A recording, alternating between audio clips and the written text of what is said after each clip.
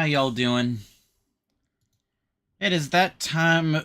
Oh, it's the second time of the week. Yeah, it's my second main stream day. All right, let's put some music in the background. Hey, Rue. Oh, hey, Mannybot. I wasn't expecting you here right off the bat.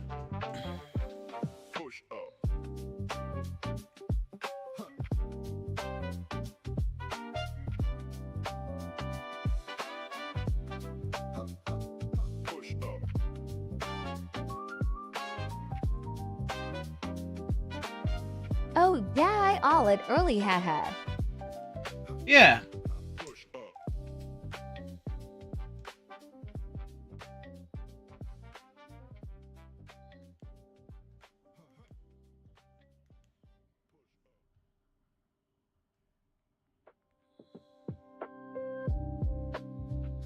Let's make this red. Actually, let's go for like a hot. Yeah, let's just go with this.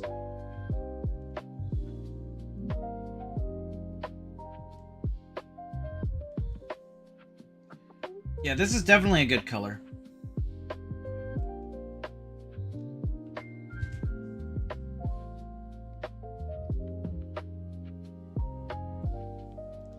And as you can tell, this is what I was trying to work on last time. This is all done. So I'm gonna finally start inking. As you can see, this is not necessarily too inappropriate. It's just her just messing with her pants, if anything. But, you know, the system will pick it up as something else. But yeah.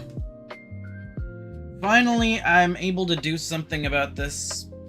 I wanted to do this because I think in one of the, I might have to readjust this, but hold on, let me see if I can.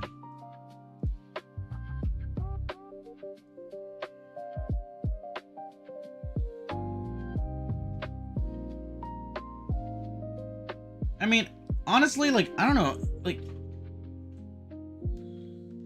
I might be completely wrong, but whatever.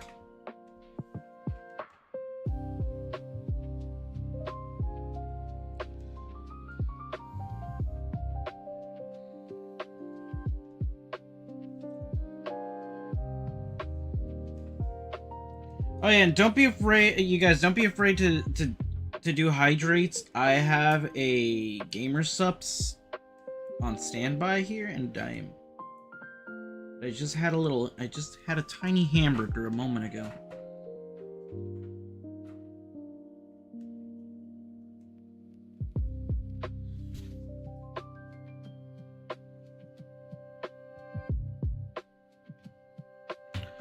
Oh, hold on. I think I have a...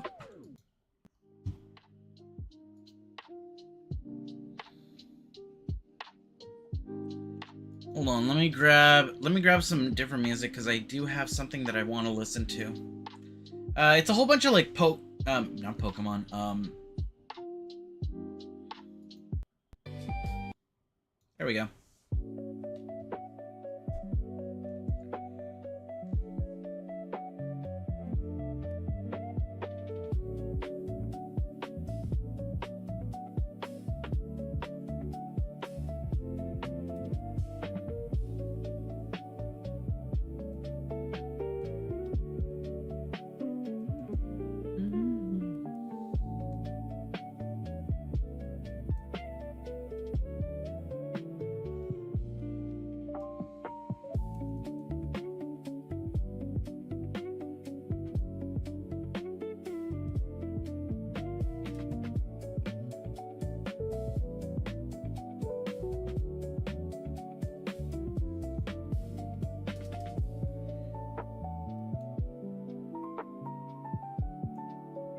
This song is giving me Dragon Ball Daima OP vibes.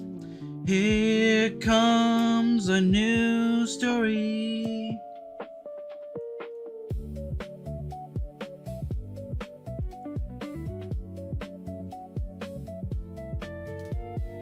Beep boop.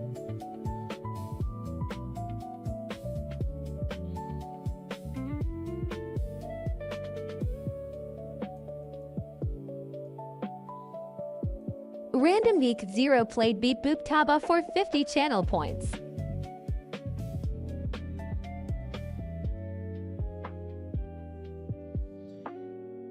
Here comes a new story. Da-da-da-da-da-da.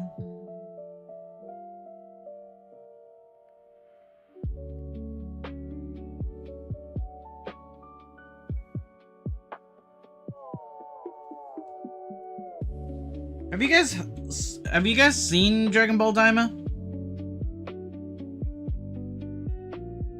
Oh, something that that's kind of funny is like whenever like characters regress to children or babies, people have started referring to it as getting Daimed.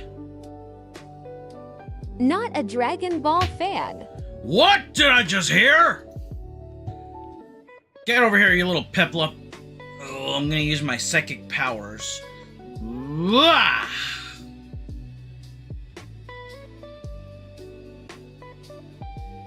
Nah, but I'm just, okay, I'm just, as you can tell, I'm kind of just screwing around.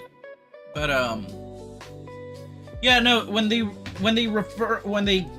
get converted to child or baby sized, some people have been referring to it getting Daimed, which is kind of funny.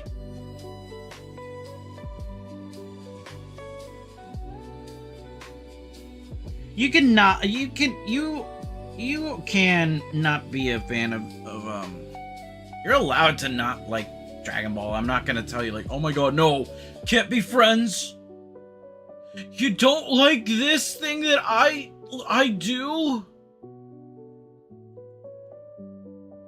Like, that's not what I'm about. I'm always of the mentality like, hey, more power to you if you do like something. But fuck. I'm not about to try and convince you to. I might mention it here and there, but like I'm not necessarily trying to like, hey, look at this thing. I know you said you didn't like it, but look. It's more about like, okay, I know you don't like this, but I thought this is interesting, and it's one of the things that I personally like it. I'm not trying to convince you to like it. I just want to share something with you.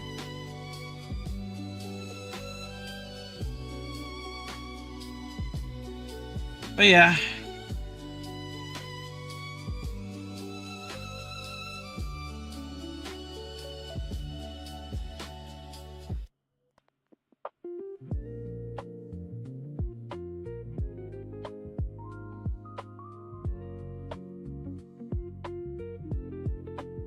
Hello, I am here. Hey, how you doing? I'm gonna take a swig of my gamer sups.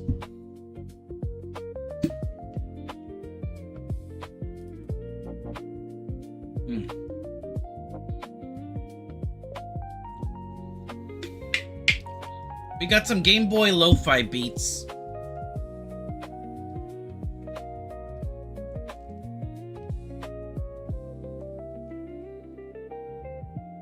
I'm making nuggies. Lucky.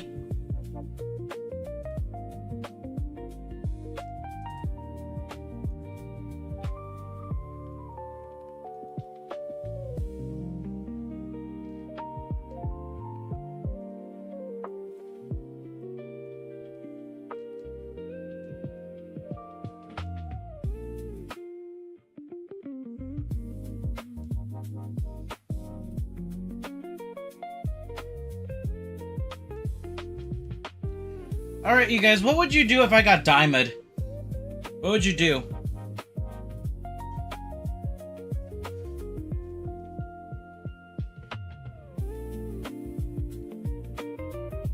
Get what? If I get Daimed. If you're familiar with Dragon Ball Daima, it means that you get turned into a child.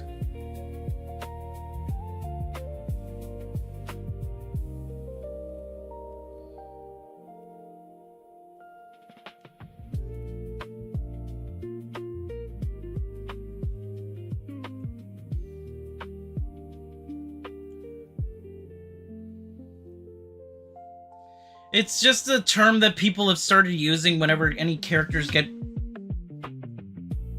Oh, that. Would we be day-made too? Only if you guys consider yourself my friends. Garson, for one, wouldn't be turned into a child. He wouldn't get Diamond because he's my older brother. I'm kidding. No, he probably would get Diamond. Okay, I think it's Diamond when a whole bunch of people get turned into children. As far as I'm aware, I don't know if you guys have seen that new Mario Tennis game that came out. But I think some Call Me Johnny refers to the characters getting Diamond, so that's one of my points of reference. But still, like, a lot of people will start doing that where, like, an event happens and it's been happening more than once. Oh, kick-ass, my metabolism would be back.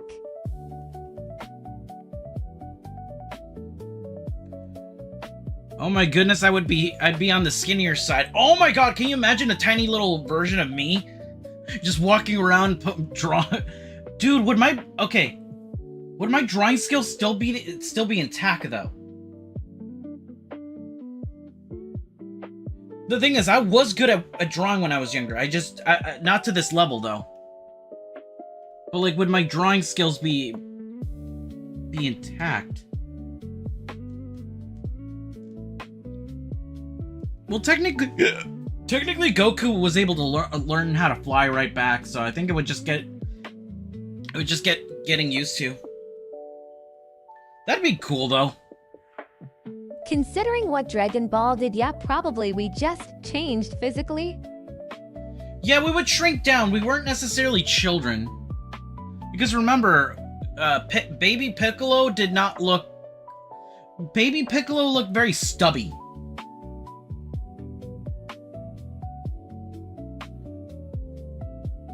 I like to think that they shrunk down. They didn't they changed, but they didn't age down technically. It was kind of like half and half because, like, you got to remember, Goku when he was a child, he had more of a snout, like a more rounder face, kind of like the Bean Mouth or like the CalArt style, and nowadays it's flat. I mean, Goten and Trunks were babies. I'm a baby.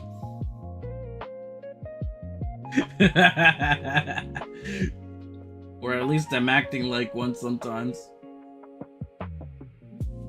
God damn it, Kakarot!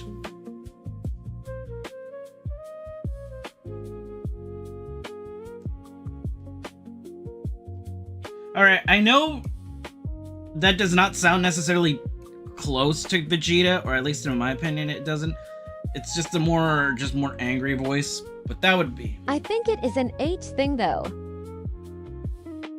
I guess so, but at the same time, well, it's the art style change too, but a lot of people said that they just shrunk down because Baby Piccolo did not, Child Piccolo did not look, well, Daima Piccolo was more, Nah, it's an age thing. well, I guess so. I would argue it's half and half.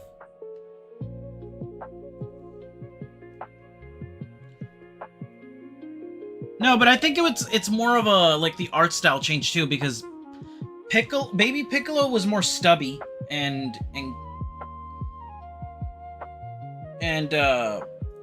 Daima Piccolo looks more short.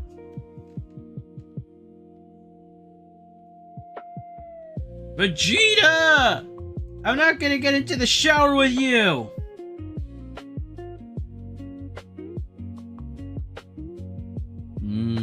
Bulma shower.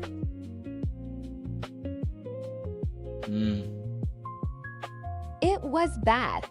Yeah, but that's Bulma. Futaba shower. Miss Kawakami showers. I mean, how are we supposed to do anything in the friggin' tub? Okay, let's be real. If you've tried showering with a second person, the expectations versus the reality are very different.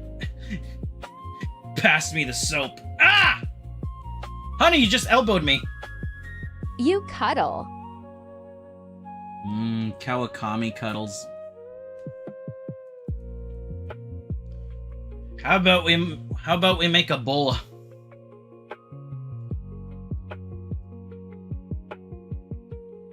Okay, was Bulma's second baby retconned? Like, because I remember her name was Bra, and then they changed it to Bola. Was that just a change or like a retcon or something? Because I remember in because I know in some countries, like, they, for some reason, oh my gosh, you got... They just changed it. Okay. You want to know something? I watched the Spanish dub, and the Spanish dub of Dragon Ball Z is considered to be, like, well, you know, Mexico / Latin America loves Dragon Ball. So guess what? Okay, they don't call Chi-Chi. They call her Milk. I'm like, what the fuck? Why would you name her? Why would you change their name?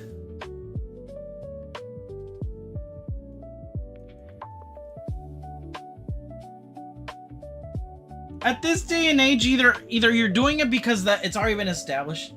Oh, so they were literal in the translation, got it.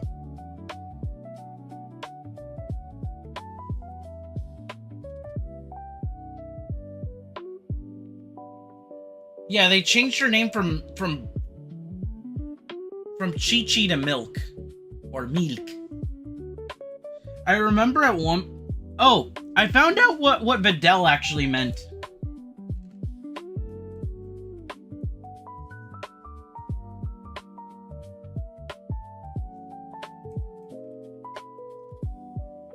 Videl is supposed to be an anagram for devil. Makes sense because of her dad. What does it mean? It's an anagram for devil.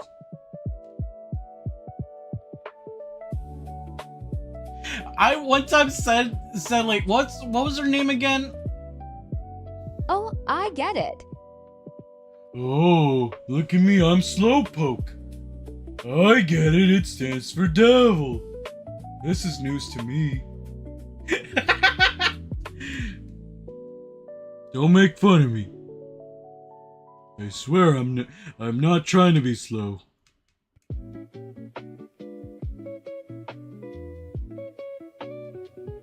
It actually is because I didn't know that. I didn't know either, so I'm just joking around because you just so happen to be the Slowpoke. You could have been anything, it would have been anything Slowpoke related, and like just getting informed just makes so much. It's just so funny. Well, guess what, everybody? I found out that Gohan means lunch. What do you mean I was misinformed? Stop laughing at me. Well, guess what? I'm getting the newest console by Sega. The Dreamcast. It's always thinking.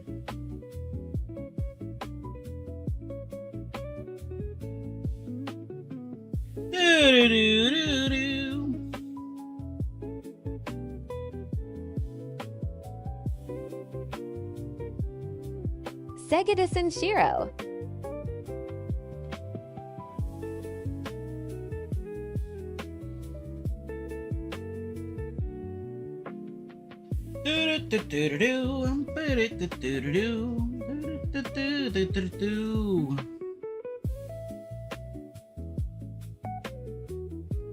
Hey, you guys, we got an orange president.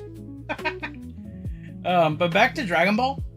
I remember my mom likes Dragon Ball, and I think He's the guy who promoted the Dreamcast. I remember. I remember people talking about him at one point. I think on a YouTube video.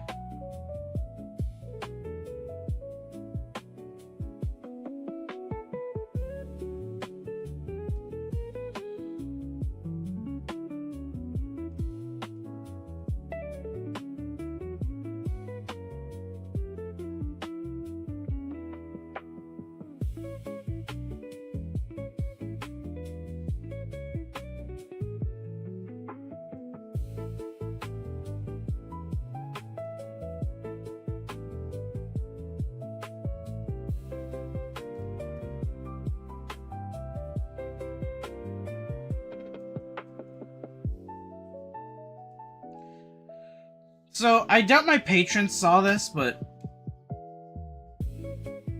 I think I need to make this slightly...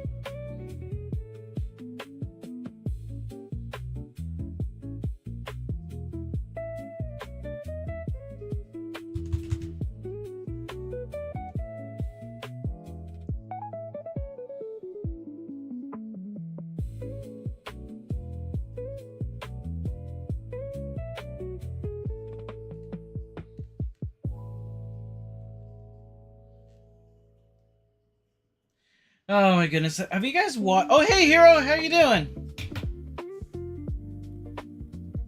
Look, everybody, it's Hero. Throw him across the room. Whee! Get out of the way. Meh. Yay. Super Dreamerman 509 has won 5 from the jump catch game.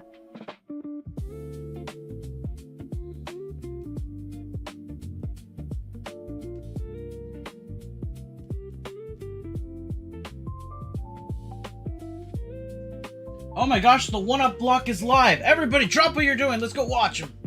Thanks. If you don't know who the 1-Up block is,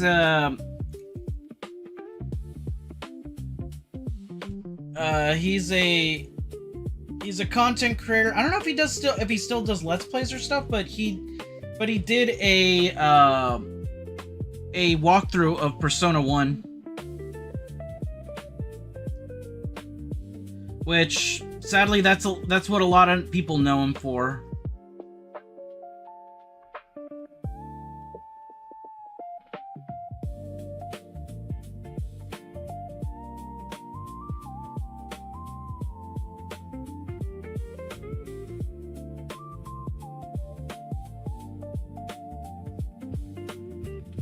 That takes dedication.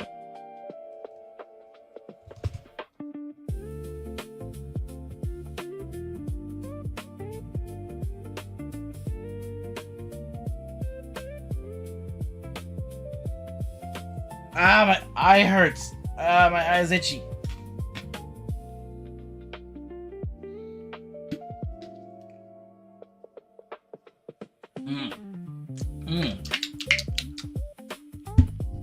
Dude, that sunset splash hits different.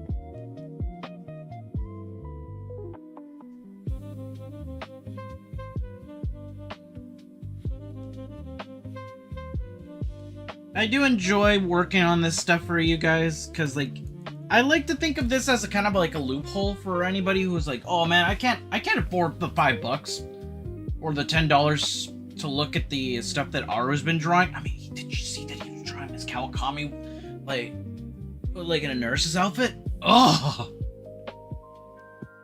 But luckily he draws the stuff on stream, so I can just watch his videos. At least that was my intention originally. Plus, it helps that people are watching me work on this.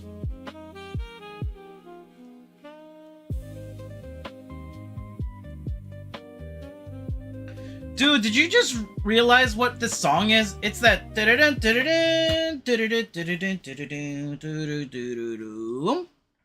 from Yoshi's Island.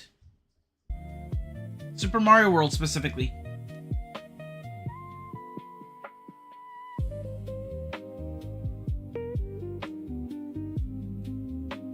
Oh, is it? These are like Game Boy Advance lo-fi beats.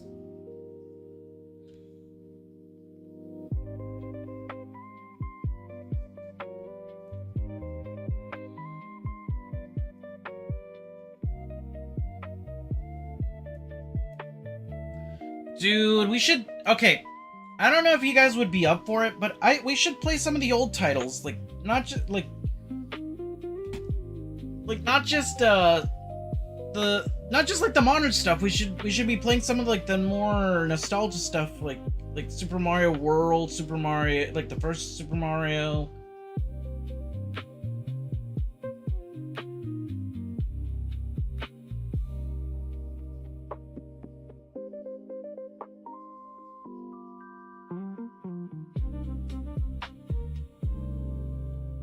Sure, I am down to see. Sure, if you want to. Let's see, how long does the first Super Mario... They're not difficult, but I would suggest we take advantage of the rewind feature. Let's see, how long does it... Let's see, how long... I always frequent howlongtobeat.com.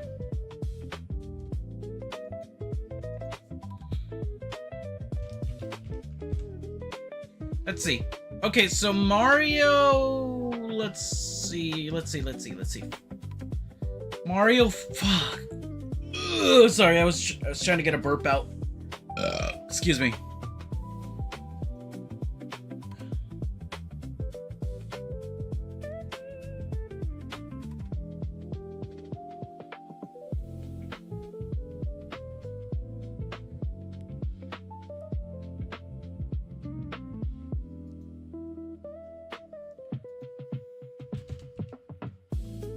Alright, let's see. Mario Bros. Oh, dude, the first Mario Bros is like 2 hours. I'm okay. I'm not saying like, yeah, it's supposed to be that. It's supposed to be longer. It's more like I just think people just take too long because they keep dying. But I remember Corone played that game while doing a. It can be 2 hours. It's because a lot of people die. Is that with warp zones? Don't know. A lot of I like the fact that okay, let's see. How long to beat will tell you if they're doing like a speed run. Okay, let's see. 2.5 hours if you're a completionist. 2 hours if you're just doing main and extras. But let's see. Which there should not be any extras in that game. 2 hours and 5 minutes, roughly.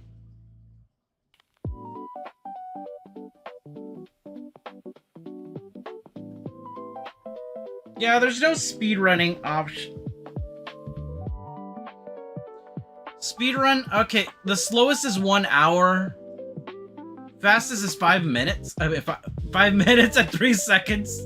Median and average is 12. Okay, so yeah, I would assume speedruns are like less than 30 minutes. The only real extra in original Super Mario should just be the Minus World. We should play the old games, just for the heck of it. Like we're not here to entertain. Well, I'm trying to entertain you guys, but we're not trying to impress anybody.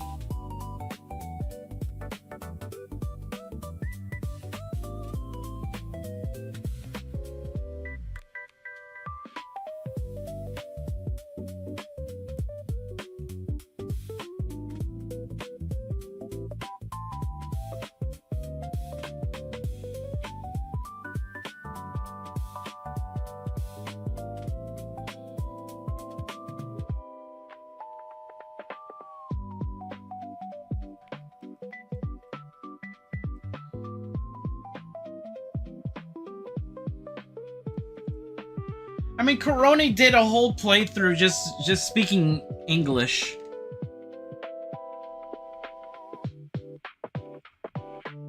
Water in the fire. Why? Oh, what you gonna do?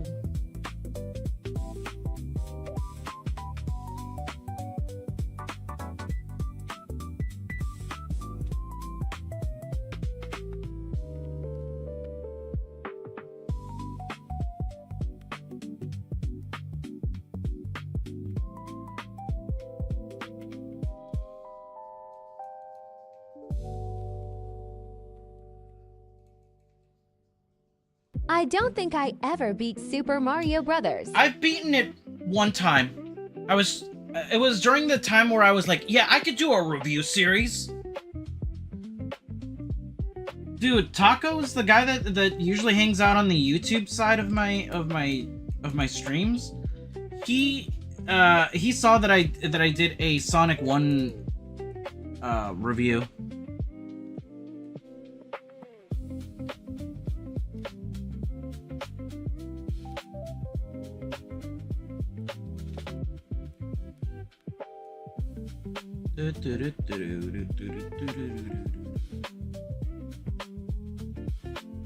But yeah, we should play some of the Mario games just so we're not just like only doing RPGs. All right, speaking of which, going back to my drink.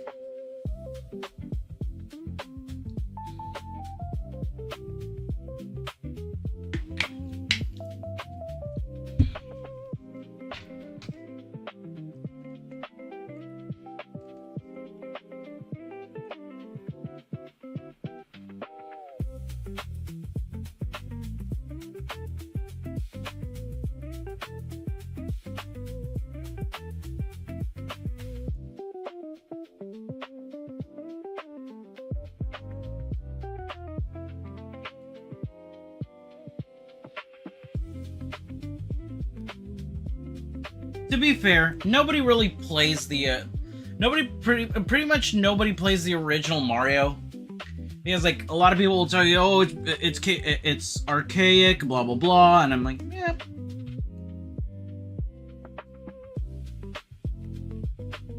But what can you? But at the same time, I think it's just fun just to reminisce or something.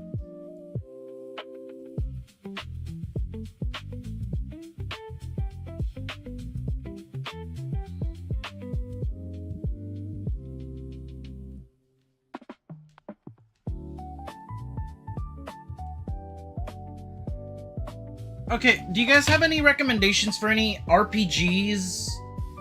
Like maybe some stuff on the Game Boy or on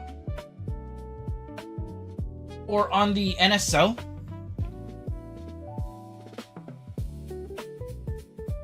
Get some use out of the NSO, honestly.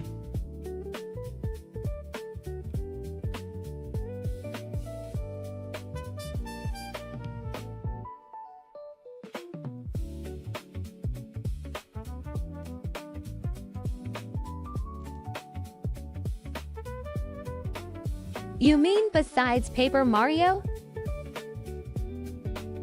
Wash am not helpful in that regard. I want to give... Okay. Maybe we'll try Paper Mario again. But I think I would want to play it on my own time. Honestly, like, without being pressured and like, oh my god, you're fucking up, so stop. Like, dude, the thing is... Okay, no worries. Yeah, no, like, I know some people are gonna say, like, dude, you keep fucking up, stop! And, like, well, the thing is, have you ever heard of the Let's Play curse? Whenever you hit record or you hit live, usually I'm sorry about backseating so much. Oh no, you didn't do anything. As far as I'm aware, I don't remember you backseating gaming. But I'll be honest with you, that's the thing with I'm not even talking about backseat gaming specifically, but that's one of the things that a lot of people do when you hit record, everything fucks up. Like if your favorite streamer is like really good at the game, it's because he's had a lot of practice. Like, why do you think I'm so good at drawing this stuff? The thing is, I'm already like I've had the practice. But yeah, no, I don't think you were backseat gaming as far as I'm aware.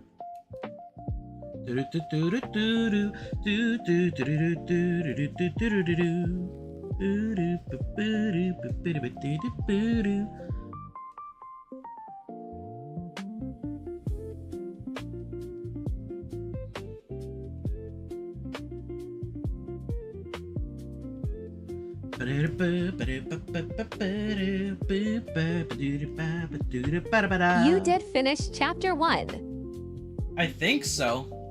I'm probably gonna play it on my own time and then just restart it for you guys. But yeah, just keep in mind that I'm here to have fun and entertain you guys. There's a difference between speedrunners who are like, oh, they've mastered the game or memorized the game. That's because they've been at this for a while. I'm just a noob. But yeah, no, I don't remember you backseat gaming, so don't worry. I'm not saying like, yeah, Dreamer, what the fuck?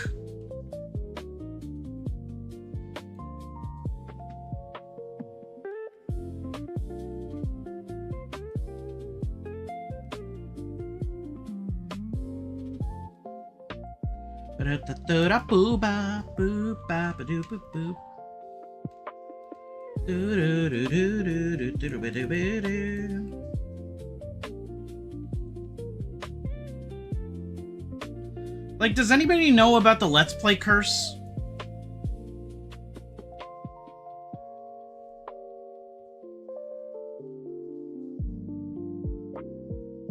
I think Chugga Conroy says, like, and even, like, Brain Scratch commentaries have said, like, dude, that's the thing. You once you hit record, everything goes to shit. And no, not in, like, metaphorically, like...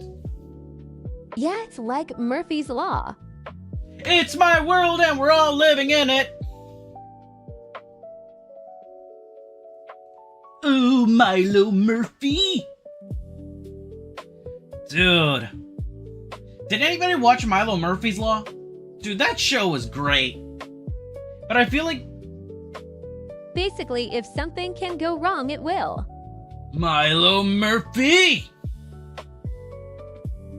Dude, has anybody watched that show? I feel like that show was basically meant for adults. And not in a, like, oh, dirty joke. It was mainly meant for... Okay, how many kids have you heard like, Dad, I love... A little. Dude, that show was basically meant for adults. Okay, let's be honest. How many kids do you know will actually care about Weird Al Yankovic? Excuse me. Usually people that care about Weird Al Yankovic are people that grew up with his music, or people like us, like millennials, that we... Like, it's not even for the memes. We actually do like his parodies. I'm so handy. You already know. I'm so dude, I like Weird Al Yankovic because the thing is, I do that shit to my dad. Or I'll parody a song and I'll go, Your grandma's fat. Your grandma's fat. She gives me nausea every time she goes out. Grandma's fat. Grandma's fat. Has a big old fat ass. Has her own zip code tied to her butt crack. And my mom and dad hear me singing that and, oh, what the fuck? Well, they don't say fuck, but you get me. Stop singing about my grandma like that. Hey man, I don't care. Dude, your grandma's not even present here to get offended, and yet you are. You're like a typical white person getting offended for people that aren't even getting offended. Like the white people that get offended over... So you say it in Spanish. Yeah. Well, I'm basically not even translating it. I'm interpreting it because like oh my god, that's just me. I love screwing around too much. You guys know me.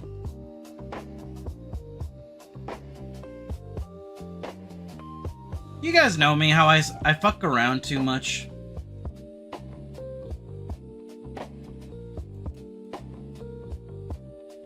I tell my dad, Dad, you're like a typical white person.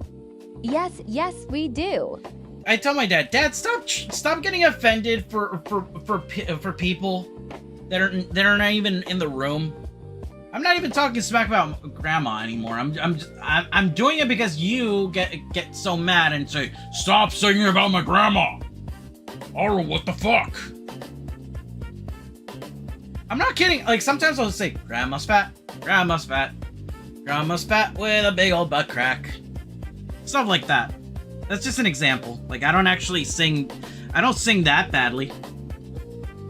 You do it for the reactions. Yeah, my dad will get on my case saying, like, stop it! Like, Dad, you're like a typical white person, like a white New Yorker or something. Like, oh my gosh, this is cultural cultural appropriation, stuff like that. Like, you're getting offended for people that aren't even in the same room as you. Dude, and I tell him, like, imagine your grandma is here. And what if she isn't getting offended? Like, oh my god, Aru sings so nice about me. Yeah, he's talking about my ass, but the thing is, it has good rhyme. It has a good beat. LOL. The thing is, my dad never met his grandparents, so that's one of the reasons why I tell him, like, Dad, what do you care? What do you care about these next to anonymous people that you never met? I never met my grandmother either. But the thing is, my dad says stuff like that too, where like, hey, so when I was around Aru's age, my grandpa came up to me and he told me, hey, I can still get it! Yeah, I can still get it with your grandma.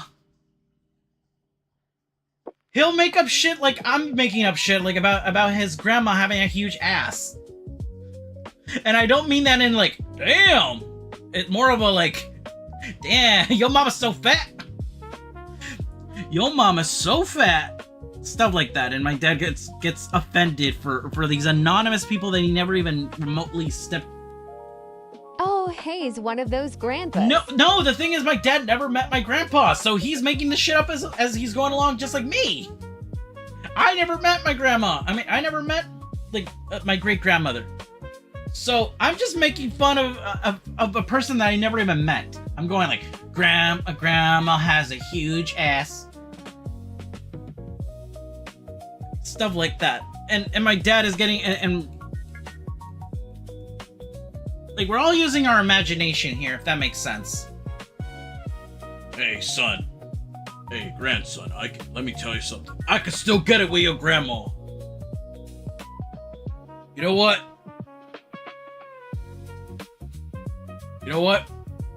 I'm still at the point where I can get you where I can make you a great uncle. Stuff like that. My dad makes up shit like that too, and the thing is, like, I am my father's son. My dad is like that, and the thing is, I've copied him, but the thing is, you know, I think I got like one of the negative aspects of him. Like, sometimes people say, like, dude, you don't look like your dad. Like, sure, I don't look like my dad. My dad doesn't have green and black hair, or wears or has a digital interface integrated into his tummy. But you know what? I act like my grandma. We have the same temper. This is one of the reasons why I get frustrated over shit very easily. But I'm not blaming my grandma over it. Like, I never even knew her, but my parents tell me, like, dude, you're like your grandma. Like, one of the things that, like, this is more of a Japanese thing, and that, like, I kind of grown used to it. I hate when people just call me by my first name.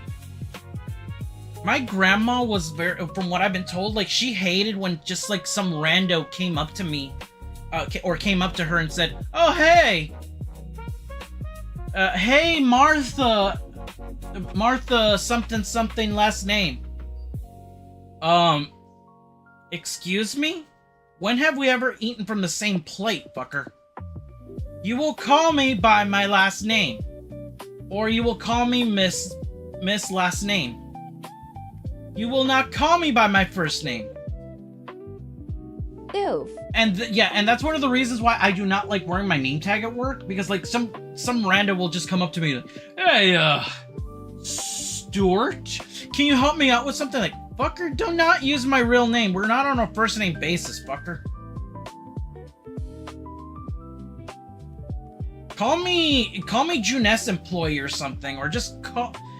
Heck, I'll even take being called young man, because fuck, I hate being called young man. I'm not young. I'm in my 30s.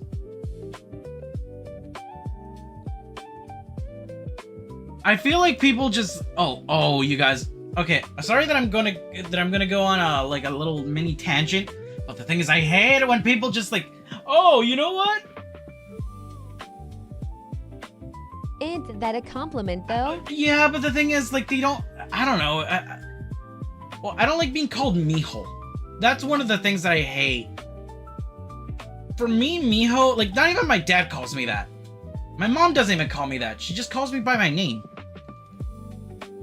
I don't know. That's just me. Maybe it's just a pet peeve of mine, but I'm not gonna say, like, oh my god, it's ruining my life. It's more like, dude, it's just very annoying. Please stop. It feels like when your dad forgets your name and he'll go, oh, I love you, champ, son. Dad, you forgot my name, didn't you? Yeah. But yeah, I feel like, I think I've kind of adopted that whole mentality from Japan. Like, I'm not a weeb or anything. It's more of like, yeah, try to show some respect. Don't just... You will not be using the name that my mother gave me, fucker. To me, only my parents should be calling me that. It's like, okay, the big man upstairs and my mother and my father will call me Jimmy, but everybody else shall call me James. Like, we are not that familiar. Do not call me Jimmy. Call me James. I think that's the type of attitude I've adopted, because I don't know. I just don't like being. I don't like just random stranger just calling me by my parents' name. I'm fine with all the nicknames as long as it ain't Dick. Fair. Hey.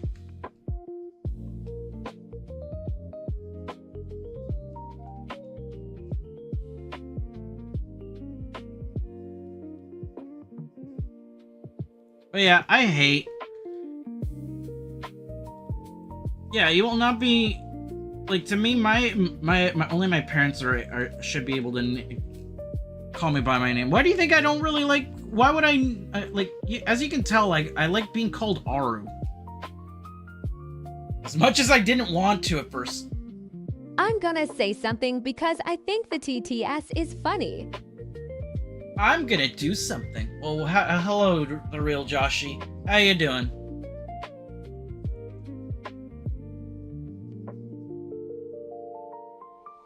But yeah, I hate being just...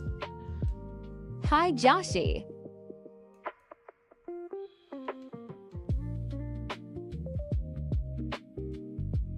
What is this Diddy Blood doing on the calculator? Not you.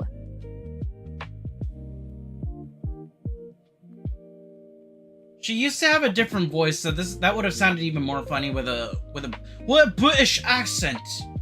Arukas, what is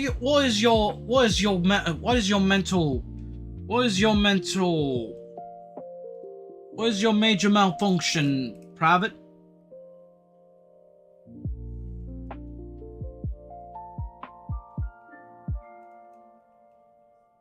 What is your major malfunction? Oh man, I would have loved to hear that. She used to have a British accent, but we lost her voice. I like to think of her as like Alpha 5 or Alpha 6 from the Power Rangers, where Alpha lost his voice chip, so Andros gives... Now she's a Valley girl. She has the TikTok voice. She got influenced by by the Earthlings.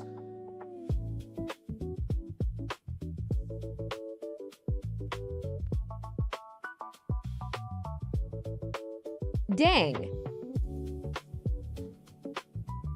Super Dreamerman 509 has won 5 from the Jump Catch game. Thank you. Every time I hear the word "thank you" through her voice, I just think like, oh, Arthur was sponsored in part by the government foundation that stupid Trump got rid of, and viewers like you. Thank you.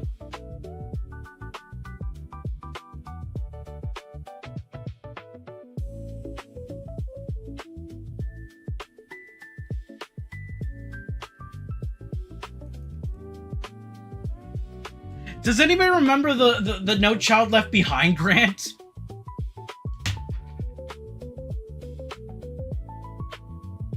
the Corporation of Public Broadcasting. And viewers like you. Thank you. Actually, technically, yeah, we are. Okay, obviously we don't have the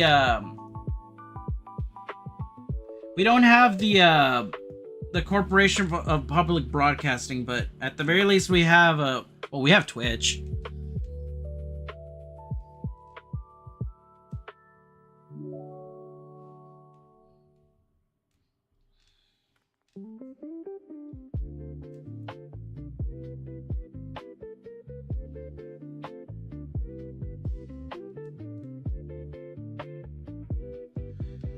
Oh, you bloody basket!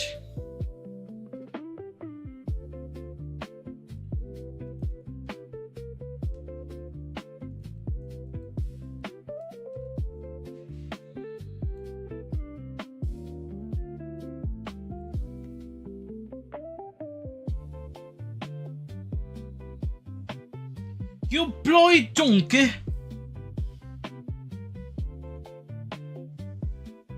Oh my goodness! Does anyone remember Iron Chef Millennials? It was done by Smosh though. It wasn't real. But I love the fact that stupid Smosh is making fun of Gordon Ramsay. Where this pizza is more floppy than my cock. And then we moved to Iron Chef Kids. Or Iron Chef something. I can't remember what it was, and he says, "This cake is more harder than my cock!" Oh, jeez. Dude, have you seen Iron Chef with Gordon Ramsay? Or Top Chef, whatever it is? Okay, we need to watch that video now. That sounds funny. But have you seen Iron Chef Jr.? Like the kids version?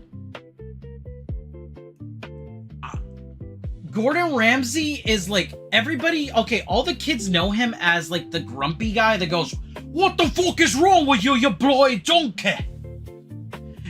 And then little kids watch him, or he's present and he's trying to be funny, and the kids just look at him like he's trying to make a joke, like trying to make them laugh. He says something about the.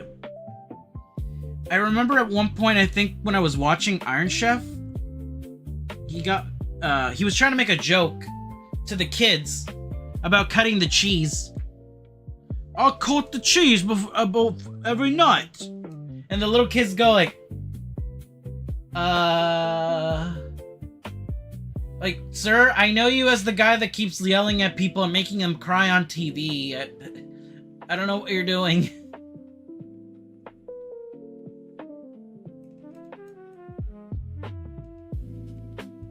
Honestly,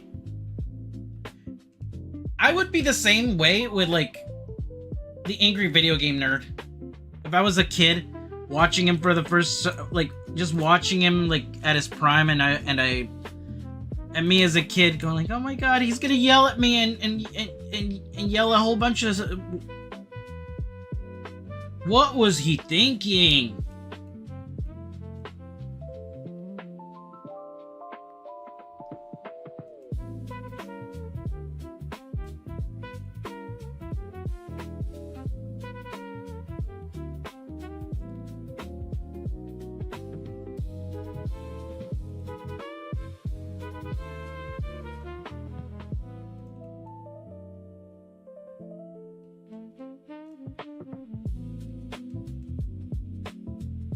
You bloody donkey.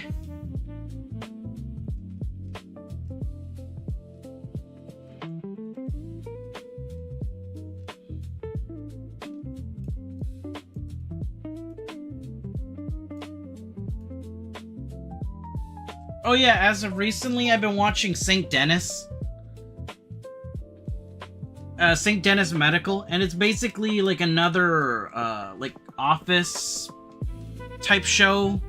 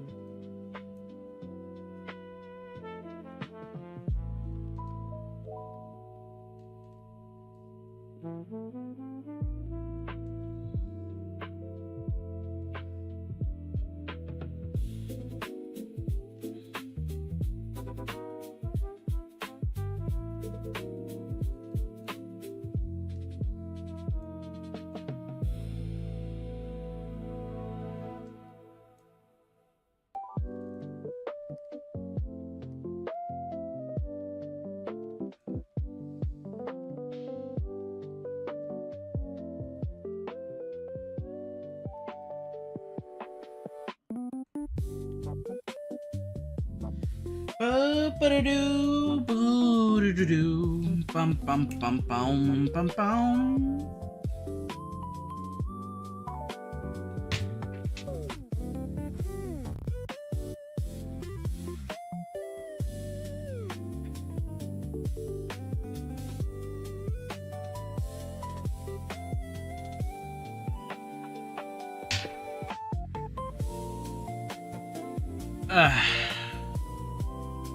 Ah, come on, really? I thought I was working with a pencil.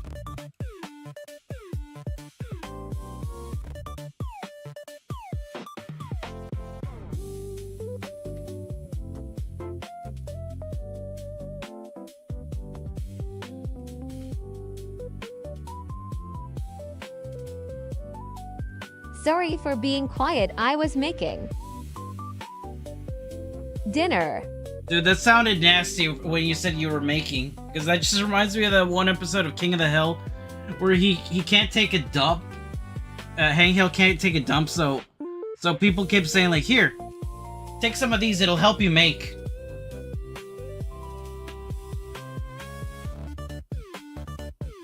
Does anybody remember that episode of Hank Hill, King of the Hill, where apparently he can't take a poo because he's just that nervous or something, and so I think Bobby even offers him something.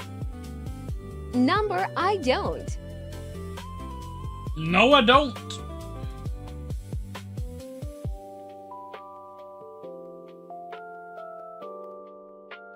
Dude, this is gonna take me a bit, but I'm glad that you guys are here to cover for me. I'm glad that you guys are here to support my endeavors.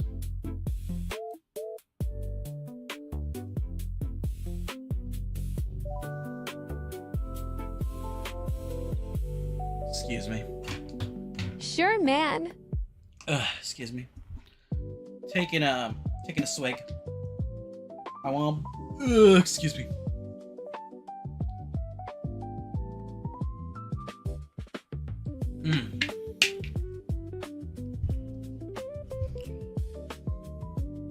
Don't forget to stay hydrated. I already took a sip of my gamer sups.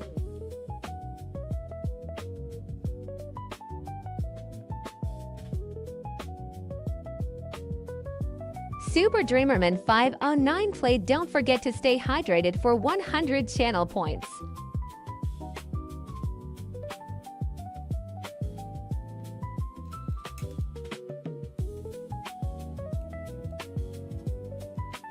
Oh yeah, I said that I wanted to play all the Kirby games, or at least a majority of the mainline Kirby games, so we're probably gonna do that too.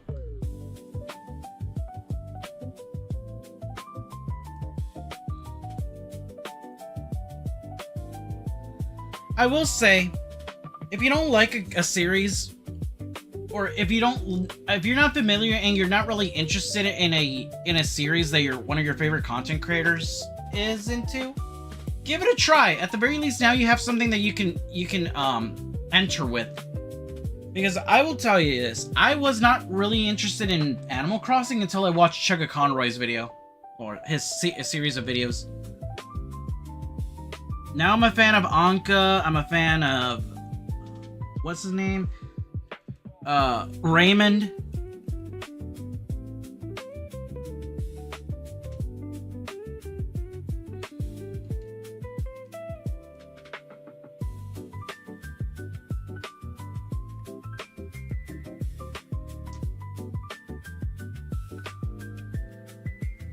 Sometimes it's better to watch it through someone else's eyes. Yeah, I'll tell you this much. Sometimes it helps that you have like an entry point thanks to a content creator. Like, okay, Ooh, Xenoblade. Thanks to Chugga Conroy, I got into Xenoblade.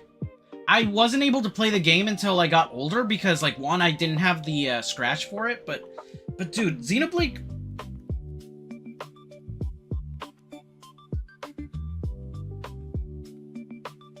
I mean, I watched Tom Fox. I got into Fire Emblem.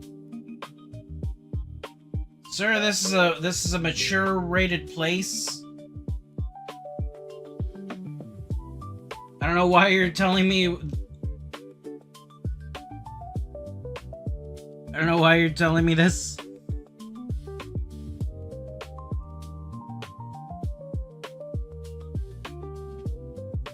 Yeah, I think somebody just talking about their age on YouTube. Don't know. I don't know what that correlates, but I okay. mean, he played Fire Emblem, and I got into it. Who played Fire Emblem? Oh, Tom Fox. Sorry, I'm getting... Okay, Tom Fox is funny, though.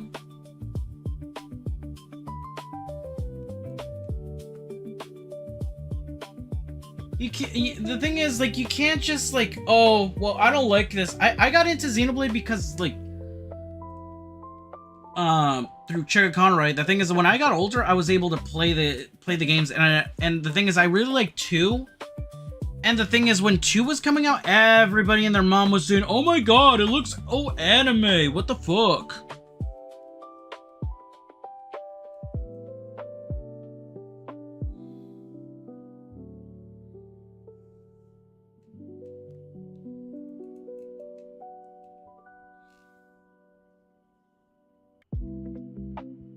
I'm just saying, if you kind of have like an entry point if you watch it through somebody else, because like, okay, like honestly, you don't like, I don't think you're gonna play Mega Man Battle Network. But the thing is, you have the entry point thanks to me, because I already introduced you to the series, and you played the classic ones, I assume. So you can kind of relate to some of these characters, like, oh, this guy's this world's version of Gutsman.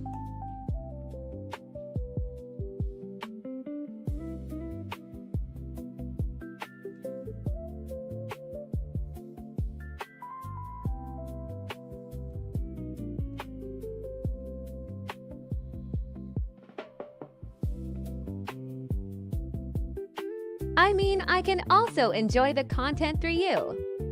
Oh yeah. I mean, isn't that a constant joke that Persona fans have never actually played the game, but they just watch the cutscenes through content creators? Like honestly, like I feel like if you watch it through somebody else, you can at the very least like be like, look at me. I haven't played the first Xenoblade Chronicles game. But I was aware of the second game. I mean, I played the second game and I was aware of the first. Nothing wrong with that. Yeah, no, of course. I only played the second game and I enjoyed my time with it. I will eventually play the third game, but I do enjoy 2, and having the knowledge of 1, I can better understand the game a little bit.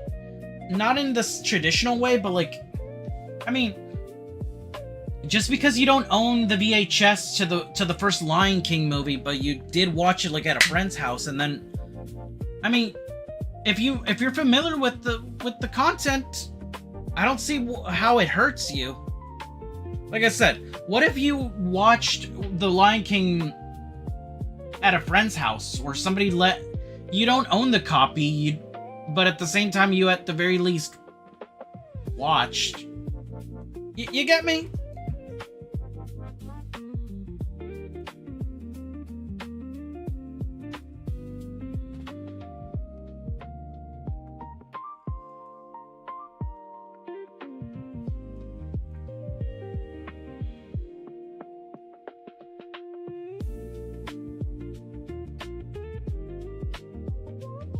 Movies are kind of different, though. I know, but you get me. I'm just giving an example. maybe your first game was the second game in the series of whatever series you want to use for this comparison, but look at it this way. Makes you want to go back and play the original.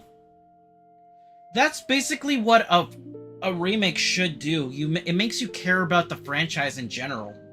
Like, I think, like, Voltron Earth's Mega Defender introduced a lot of people to Voltron.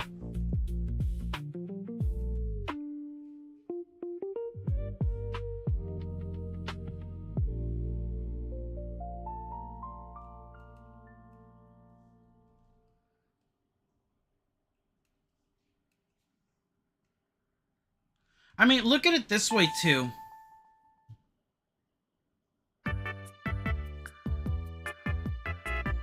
Look at it this way. Oh. Or Persona 5 got people into Persona in general. I mean, yeah. Remember, Persona 5 was like a lot of people's entry point, and then Persona 4 came to PC. So I see that as it helps. Like, whatever way you get into the series, I think that should be good enough. Oh my god! Some call me Johnny played Super Mario Land 1 and 2. Oh, heck yeah, I'm watching that when I get off work. I mean, get off stream. Dude! That was my first Game Boy game as a kid. Fuck. Like, I don't really deal with nostalgia, but that game was nostalgic. That's why I like Princess Daisy.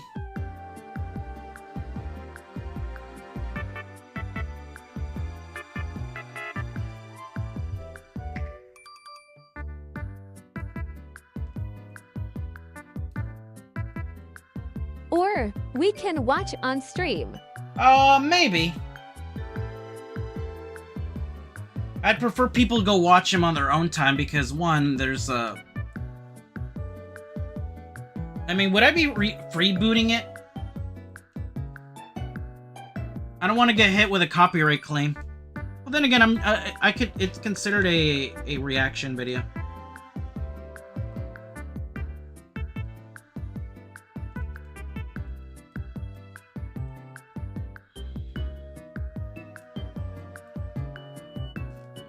Oh, come on. Come on, I've been over Futaba's back so much. How am I fucking up so badly?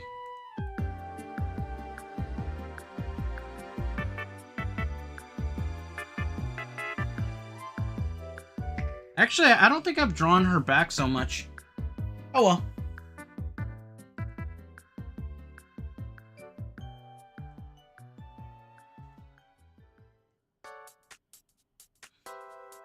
Alright, I'm gonna tell you something that my dad used to do as when I was a kid, constantly. Like, you know, kids don't really want to learn. But I'll tell you this much. When I was younger, you know, you watch...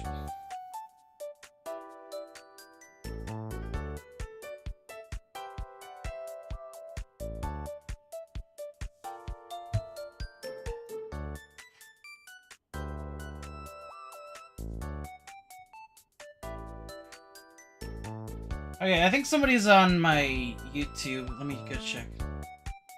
Go on. Okay, sorry. Now I'm just checking because I know there's somebody out there watching on YouTube.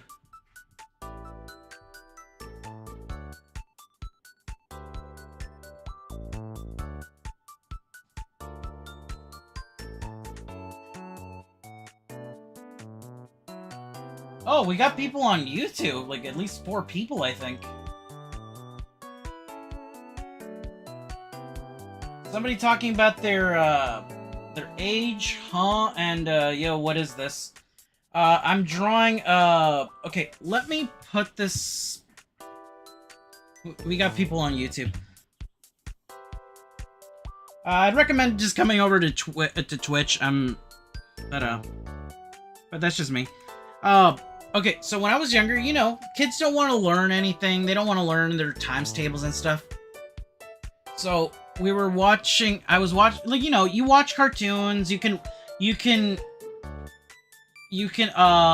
what's the word I'm looking for? You can repeat you can quote the show word for word sometimes, like, because you've seen the show so much due to reruns. My dad used to get on my case saying like, hey, like the Power Rangers thing, or like the Pokemon theme, like, oh, I want to be the very best. I was like singing it, and my dad says, hey, that cartoon of yours, you can remember that song, but yet you can't remember your times tables? I'm like, that's just me. Little kids care more about cartoons than math. So nowadays, this guy is watching TV because he has nothing, he doesn't really have that much, like, he's not very busy nowadays. So he's just watching TV, and he'll quote something, or he'll be repeating something, and I immediately go to him and say, oh, you remember that phrase that guy on the TV says, and yet you don't know your times tables. Shut up, I do! It's like, hey, I'm messing with him. It's a little bit of payback.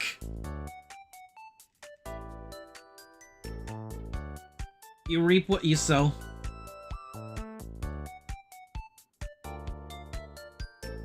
You know me, I like to mess with my dad. I mean, you guys have seen how I mess with Garson.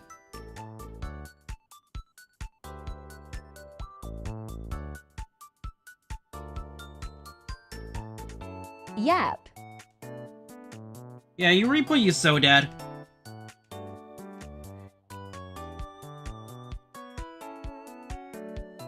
Like, everybody says about the golden rule, like, treat others the way you would want to be treated. But, like, nobody ever said that that we weren't allowed to respond the way that they respond to you. Ah, my phone is about to fall.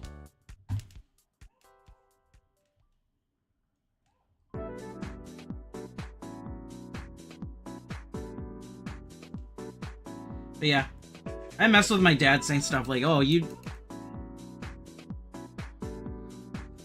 oh yeah, you remember the guy on TV saying this. But the moment that, dude, my dad we got on my dad's case today because he doesn't remember his passwords.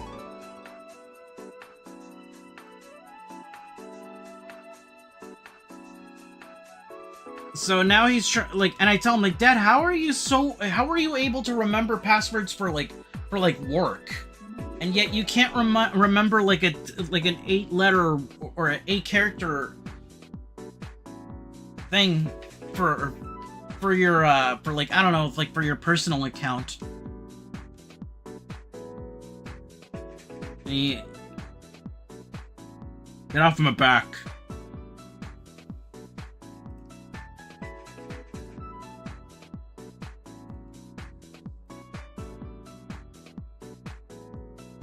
But yeah, I like messing with him. It's just fun. The thing is, my dad doesn't, like... If it weren't for the fact that he reacts very, like... Stop it! It's not funny! Like, it kind of is.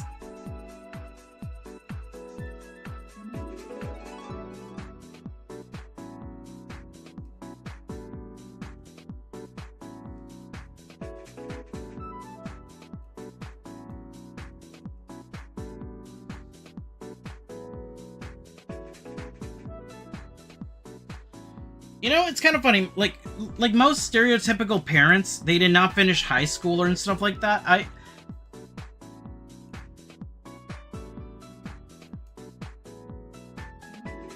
My dad was getting on my case saying, for like the longest time, he kind of gaslit me into thinking that I had been saying, school sucks, school's for stupid school. He said stupid school. He kept saying that I kept saying stupid school as a kid, and I don't remember using that word very often. So then my mom told me, like, yeah, I don't remember you saying that either. I think your dad is the one that's, like, well, your dad didn't go to school.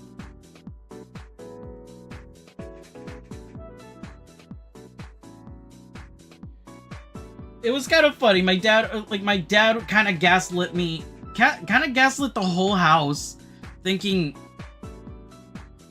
that me and my brother kept calling school stupid. But in reality, this guy didn't. This guy had been saying it. If our grandmother was still alive, she would have cooked him, saying like, no.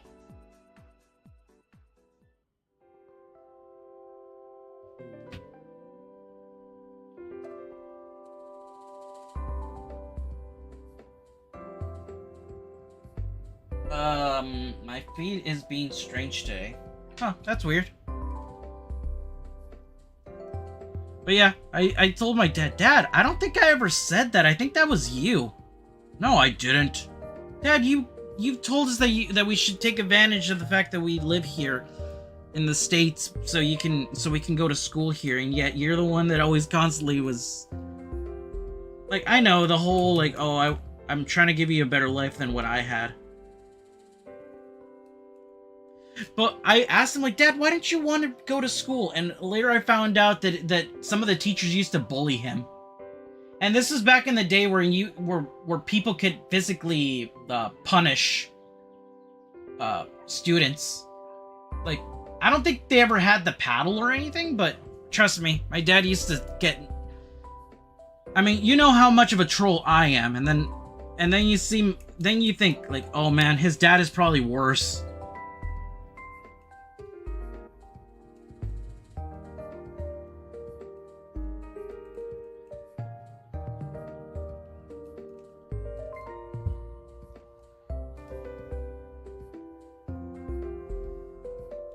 Could you imagine I actually said, school's for chumps?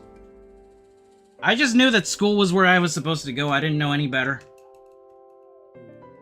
I didn't know school was for...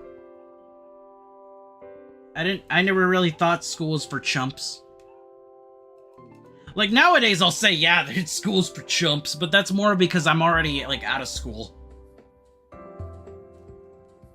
Seriously, you guys, stay, like... Anybody? Oh, I just saw the Some Call Me Johnny video. He's doing both 1 and 2 crazy.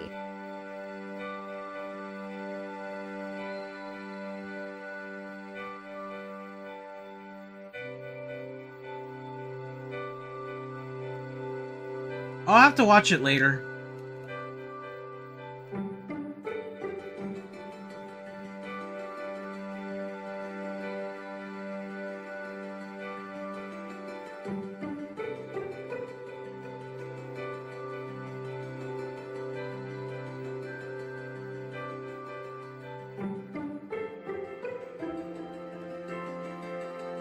Sorry, I have squirrel moments.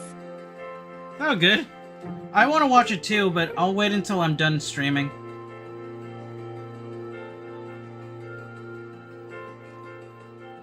Seriously, you guys, enjoy school while it lasts. Maybe you won't. Maybe you don't go to school for the education or anything, but I remember missing school when I got out of school, and I missed having lunch with friends. And don't get me wrong, I've tried like just catching up with other friends, and just work gets in the way of a lot of things. So enjoy the time that you have right now with whoever you got.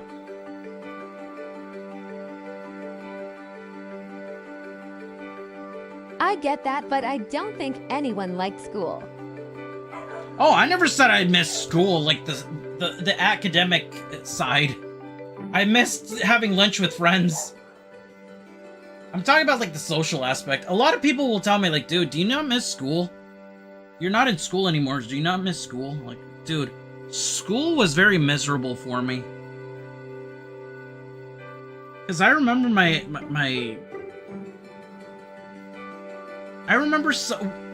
apparently we had a teacher that anytime she had a fight with her boyfriend, she would take it out on some of the students. And some of those kids had to go to...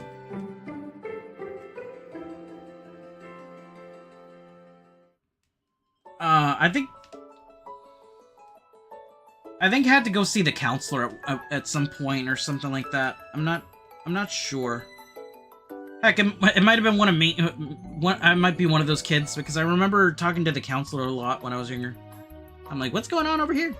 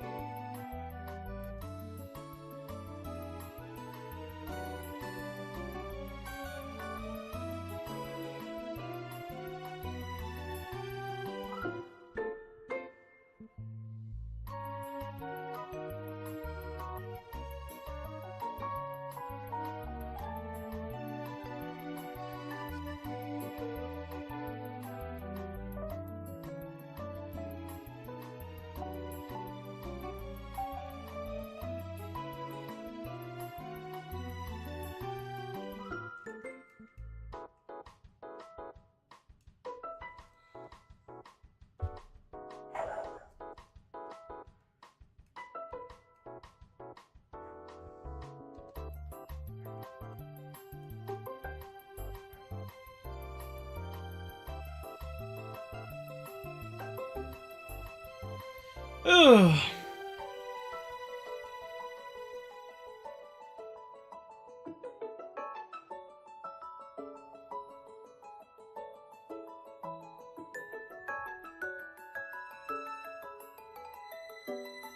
Anyway, back to school. I remember, I don't know if I think I might have already said this, but one of my favorite things at school was, once a month they used to have, like, pizza day, and if you brought, like, an extra $1, oh, if you paid the extra $1, they would give you an extra slice of pizza.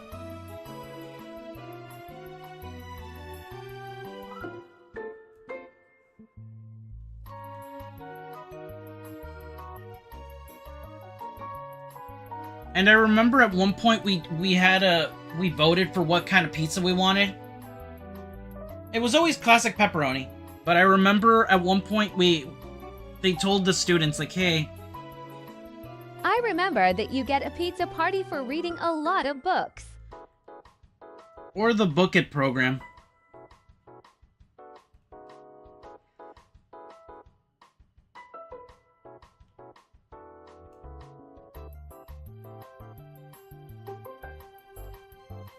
Excuse me.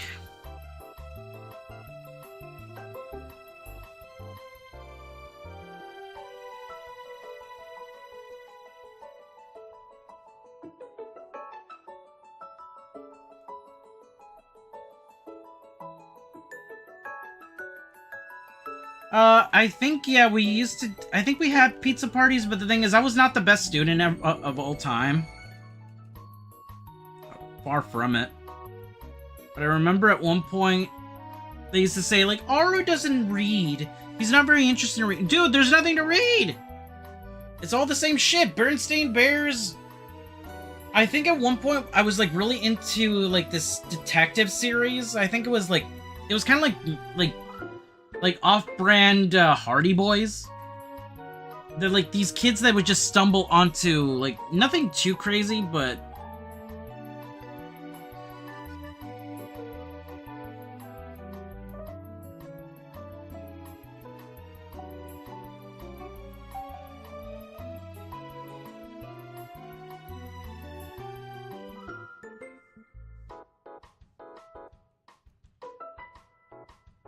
Oh, it's kind of sad that I learned about the Hardy Boys through South Park rather than through the actual series itself. That's kind of sad.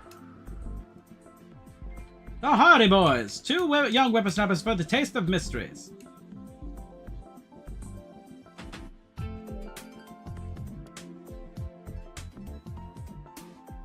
Yes, the Hardly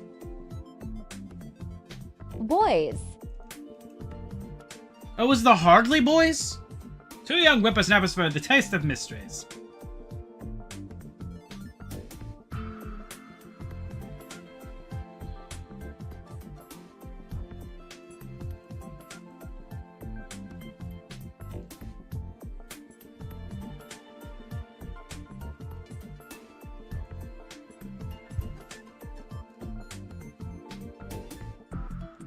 That is one yummy tasting, lemon. Lemon. Lemony fresh.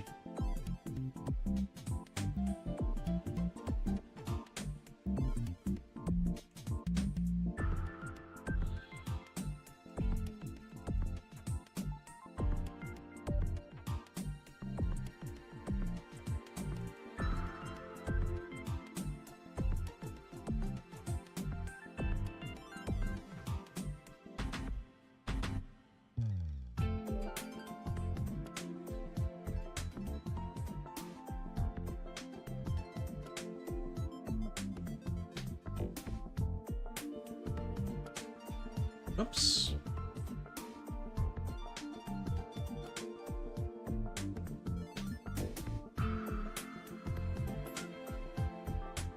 How are you guys liking the music that I chose for today's stream?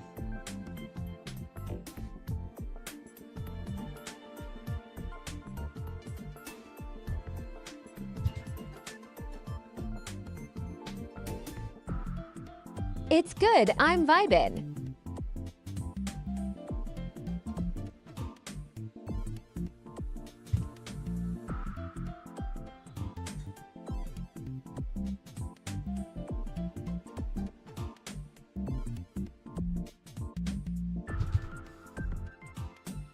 Alright, I'm going to leave this on the screen for a bit, just to show you how much progress we've It's made. nice. While I go to the bathroom. And I'll probably go add ice to my drink.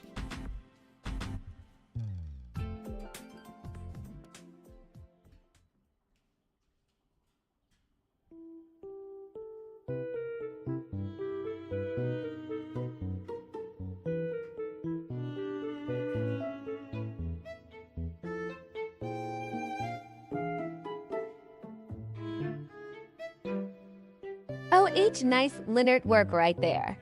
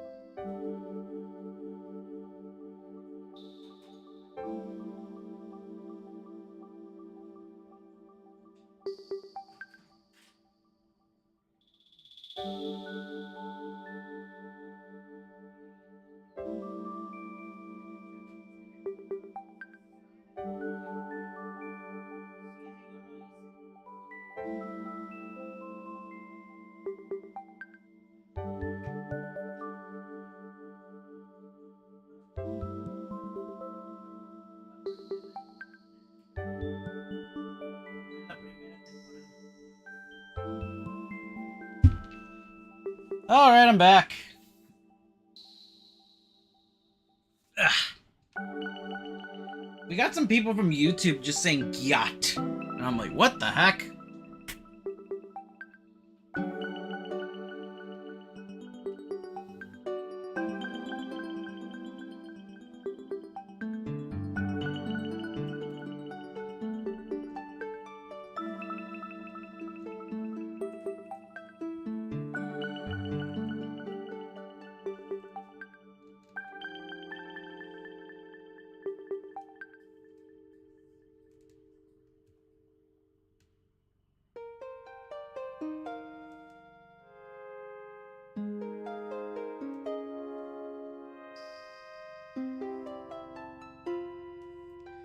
Alright, oh yeah.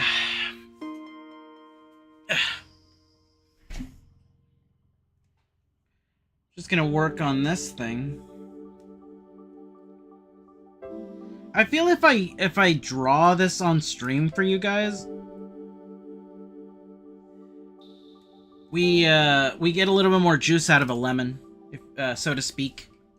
Like a drawing will probably get like 9, maybe under 30 likes or something. But at the very least, since I drew it in front of people, I can at least say like, yeah, no, it was like it took me a bit, but at the very least, like I had friends watching me draw it, and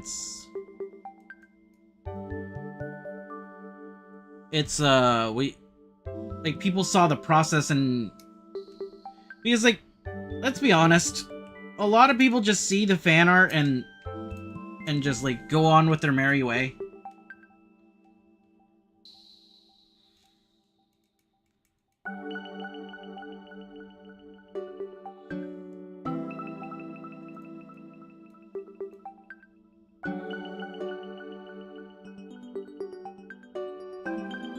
But at the very least, we can get some of this work done.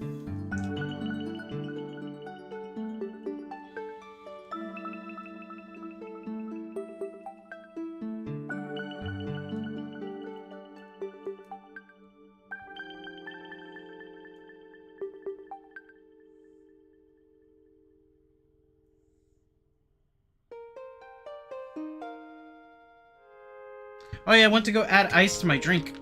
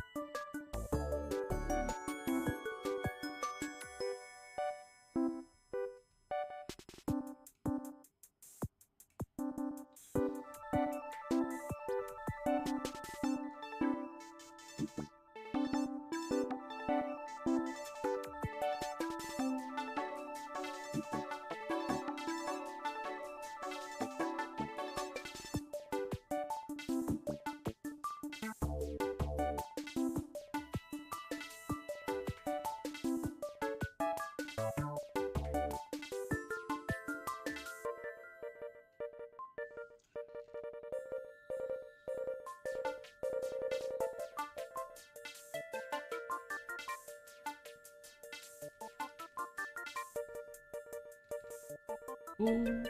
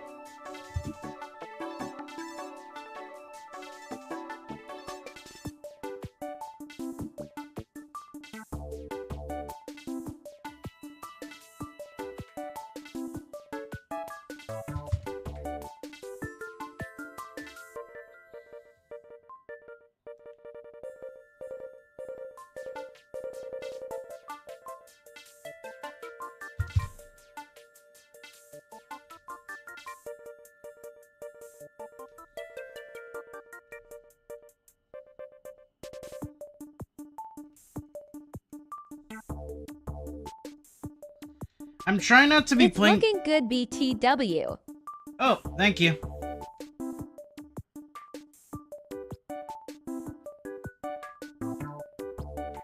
How are your nuggets?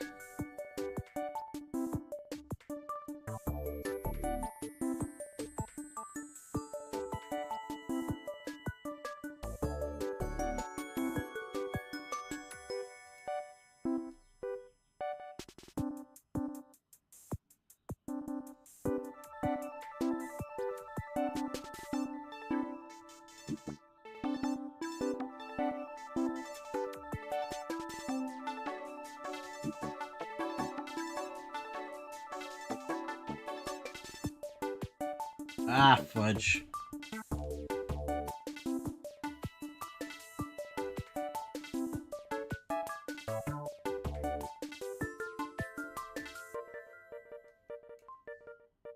Who's gonna rock the place? Please. Who's gonna rock the place? Oh yeah, so I've been trying not to be playing too many, like, copyrighted songs or whatever, because the system will, like, automatically... The system will automatically pick it up and then just block it in certain areas, and I'm like... I mean, I'm not hurting, but it is kind of annoying that I'll get the email saying, like, hey... So apparently your video is blocked in Sweden. I'm like, I don't have anybody from Sweden watching me, so this means nothing to me. It's just annoying that I have to get... It's kind of annoying that I have to get the email regardless, though.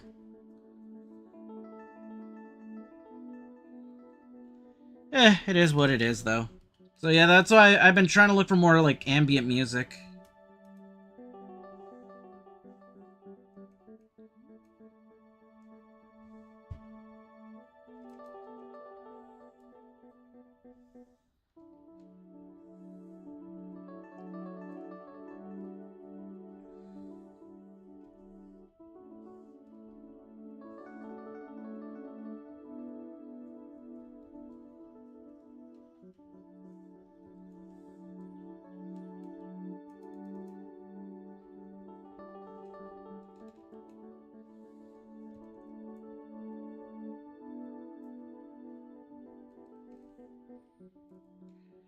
I think maybe it's quiet time.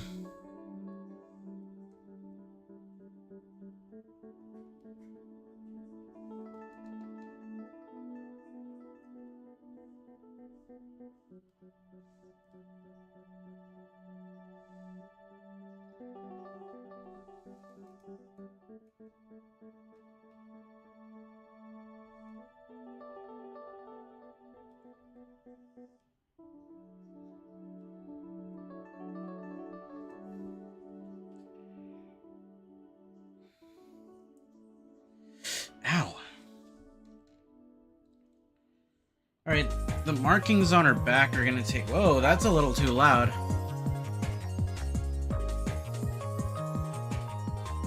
Good lord, the options menu I just realized.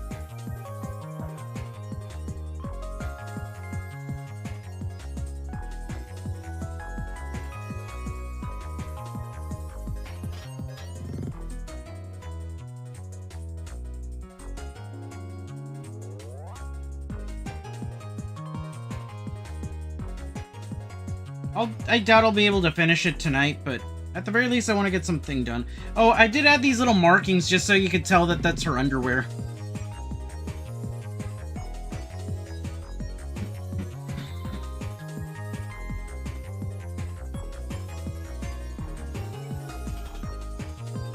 Gotcha.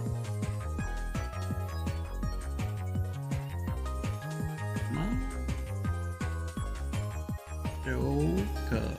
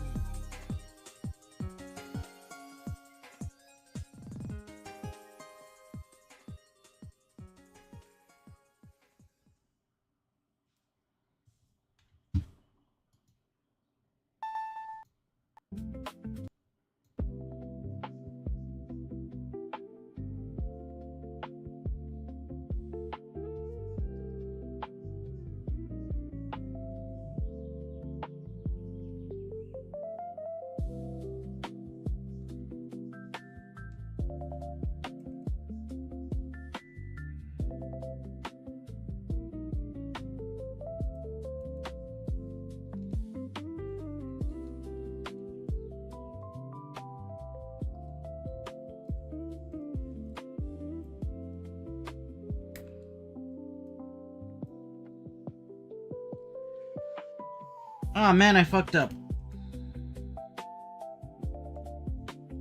Ba, ba, ba, ba, ba.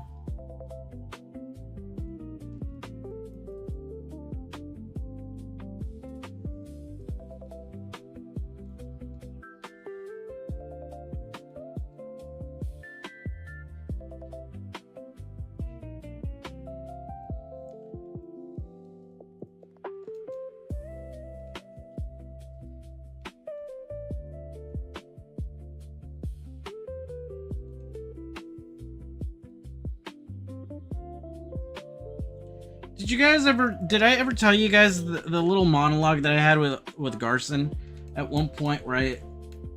Like, at one point, me and him are just gonna hug each other and say, "Oh, Garson, you're like the brother I never had. And Aru, you're like the puppy my parents never let me have." Obviously, he would never say something like that, but it sounds funny. If anything, you expect me to say that with Garson. I think at one point I asked him, like, "Garson, are you the only boy in the family?" And he said, "Technically, yes." Interesting. Oh, that's from Camp Laszlo.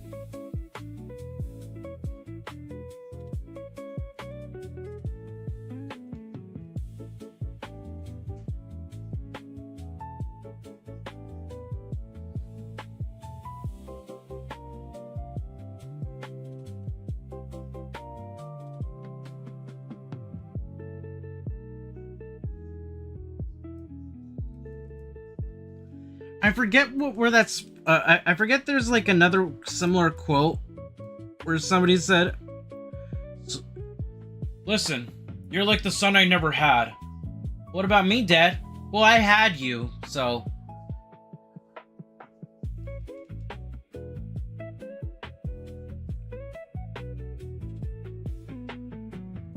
I mean, seriously, that is fucked up and funny at the same time. Like, Dad, you had me.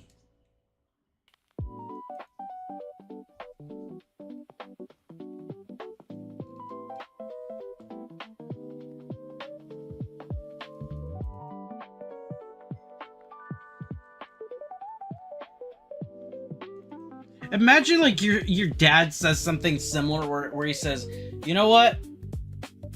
I wish I would have I wish I would have stopped after the first one."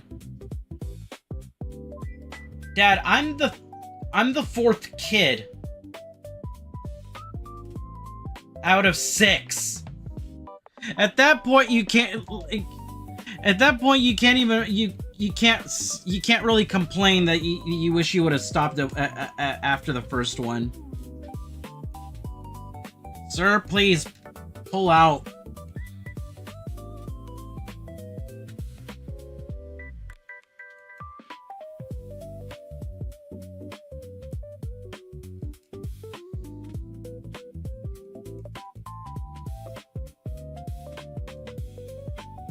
Like, imagine your dad says, like, "Oh, I wish I would have pulled out after the third one or the fourth one, and or after the first one." I'm like, dude, you.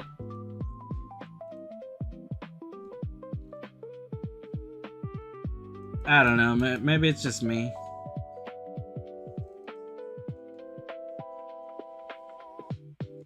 Wow. Dude, at that point, you asked for it.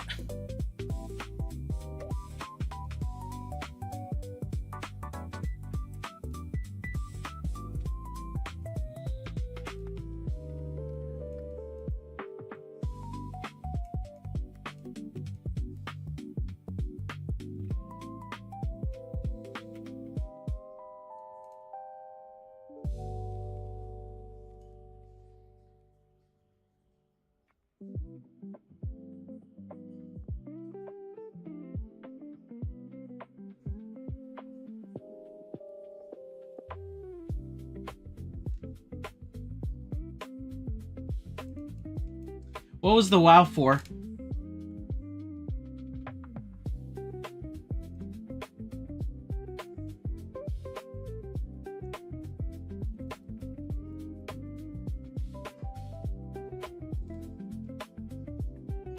Just the comment. Oh yeah. I just think it's kind of funny that somebody will say like, "Oh, I wish I could have stopped after the first one." Like, sir, you have like more than 3. At that point, you deserve having more kids because one, by just that comment alone.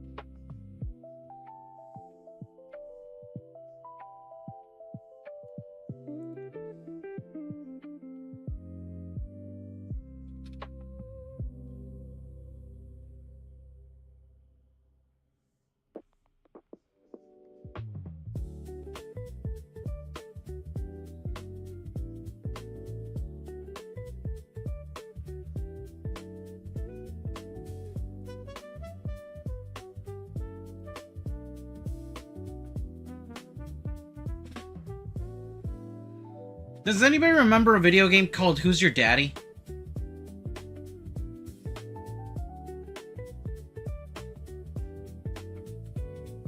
I think Cinnamon Toast Ken and Markiplier played it at one point.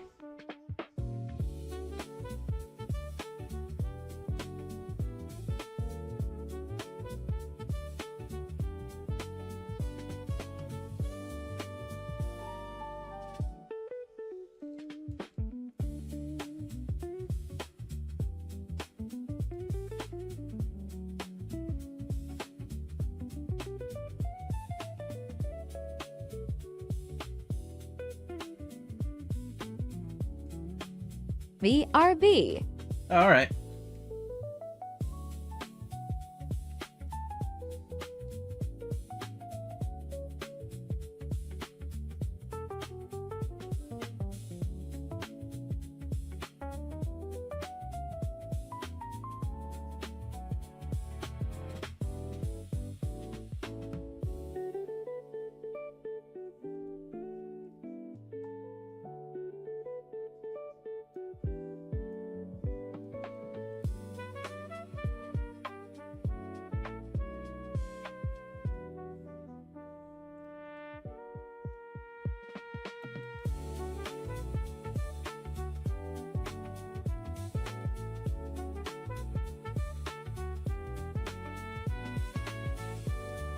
punch.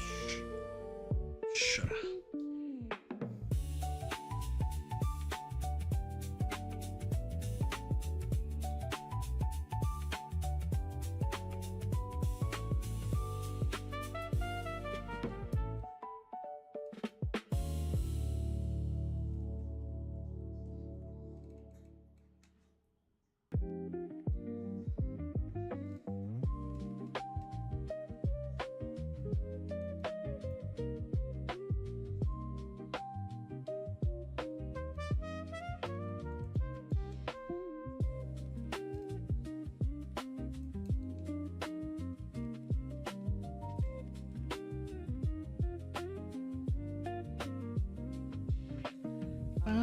Bum.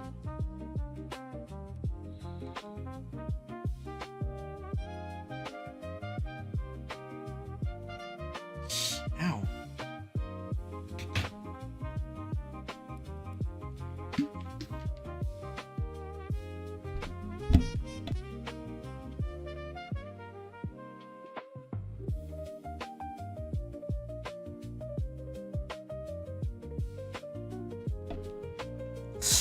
Ow.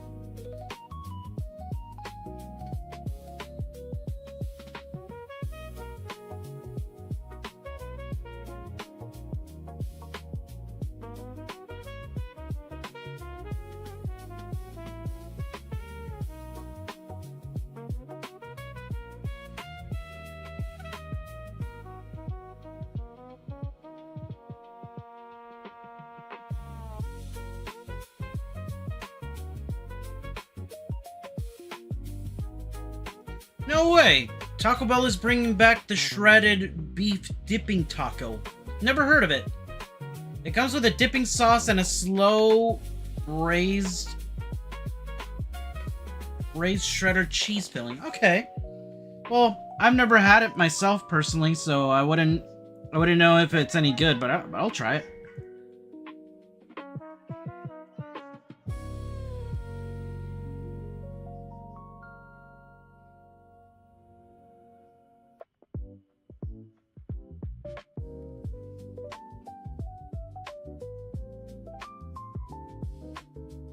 I'm back.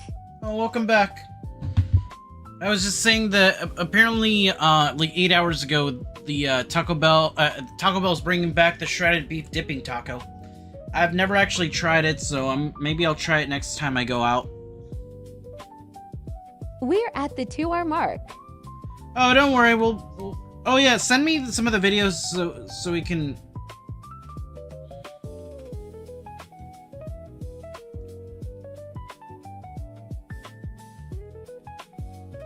Because you wanted to show me a specific video, I believe. Oh yeah, you sent me one already, but do you have it? Let me know if you have any other ones.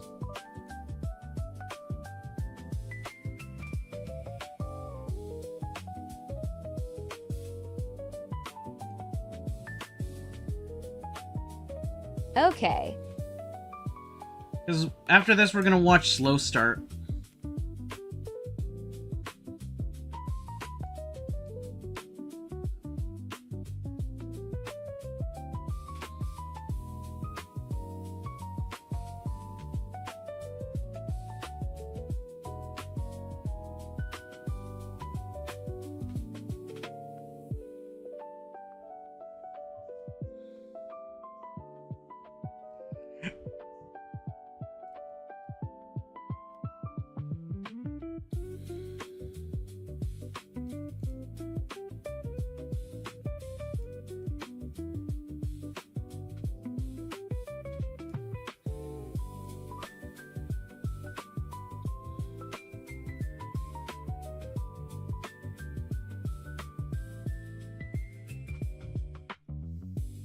Dang, 2 hours.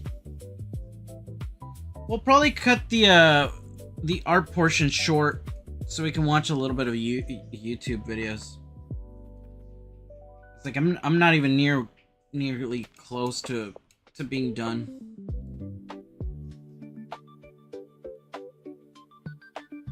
Yeah, I haven't even done her hair.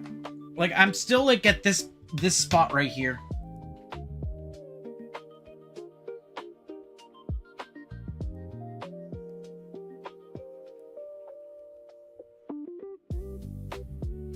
Ugh.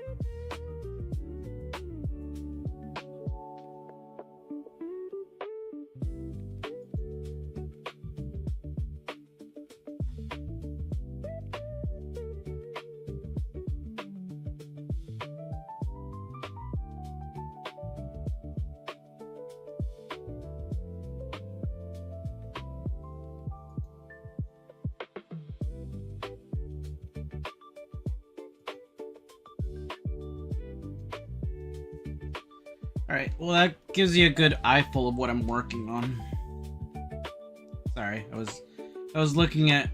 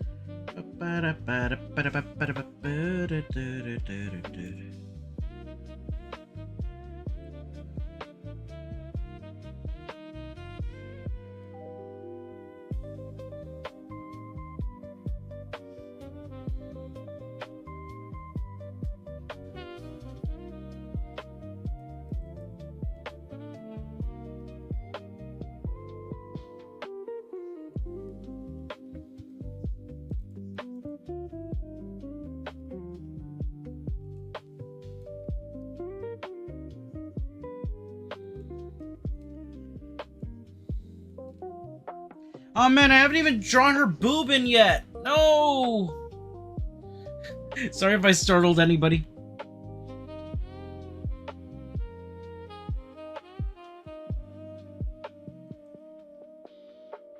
Welp.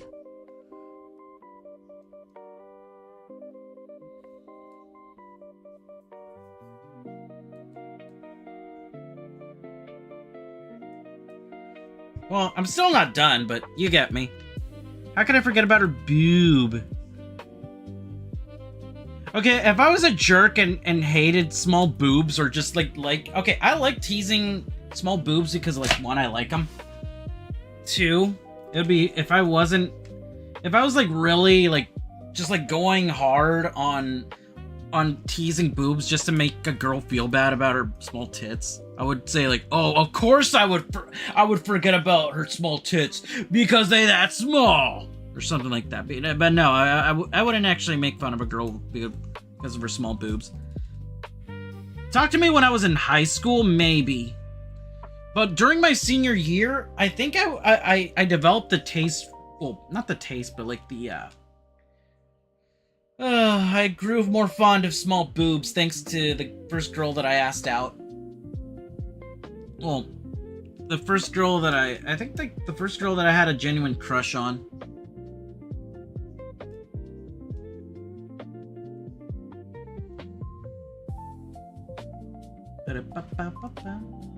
Okay, sent another one. I don't see anything. I'm looking at your page and no, I don't see anything. Oh.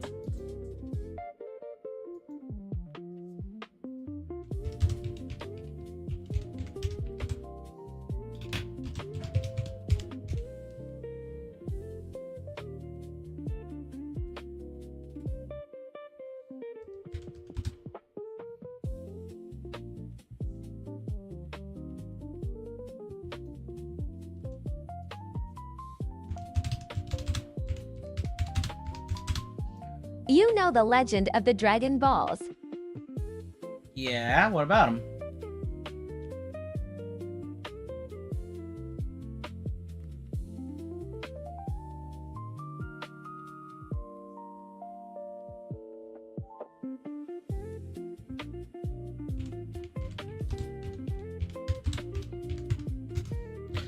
Let me just finish up the top portion of her and then we'll start watching videos.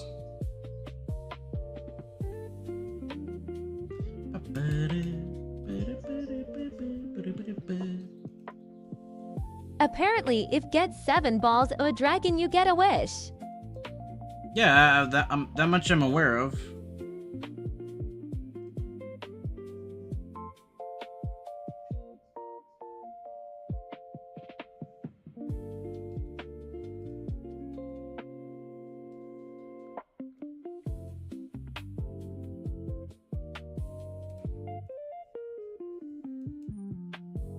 In Dungeon Soup, it might be literal.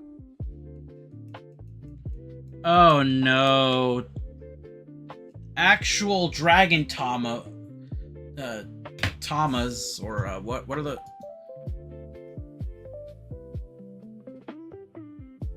Oh no. Dragon Tamas. Like the ones that Okarun lost. Oh no.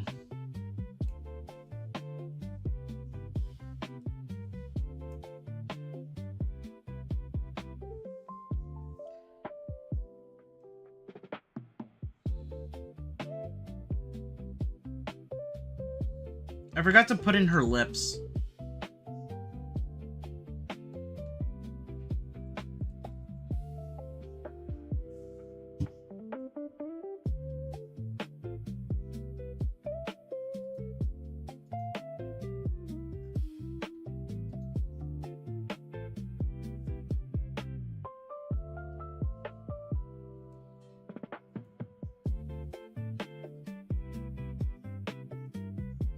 My mom was talking about Shakira earlier today, and it's kind of funny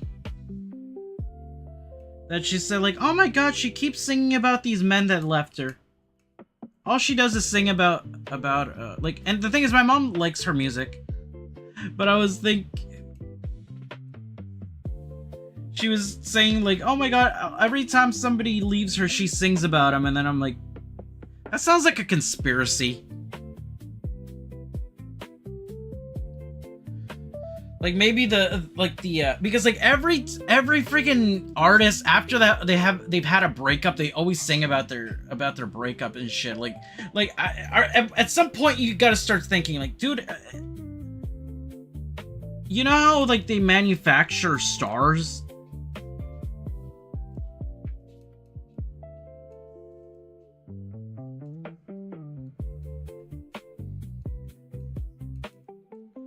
At some point, I start thinking, like, maybe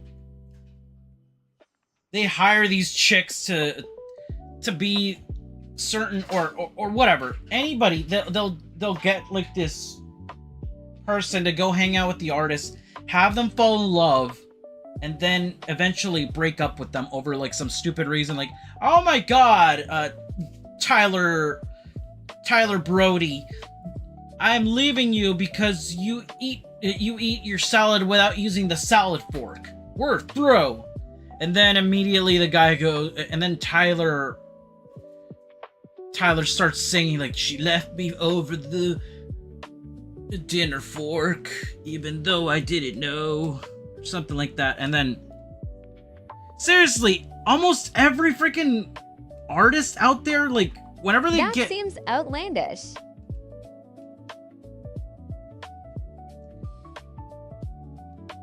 Hey, but it feels like it feels like something out of like a soap opera or something. Like they hired this girl to go out with Tyler Brody.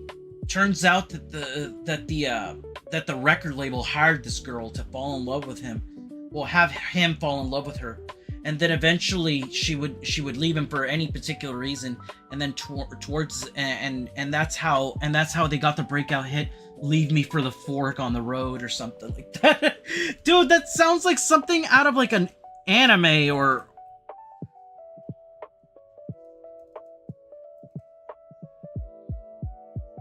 I'm not kidding, like every freaking artist out there, it goes through a breakup.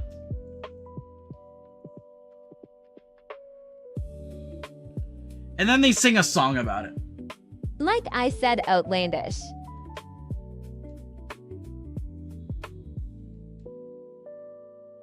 Yeah, maybe outlandish, but it feels like, I'm just saying, it's very coincidental that a lot of these artists, like, out of nowhere, they lost the love of their life, and then they start singing about it, like, my girlfriend left me because she left me for a bigger rooster.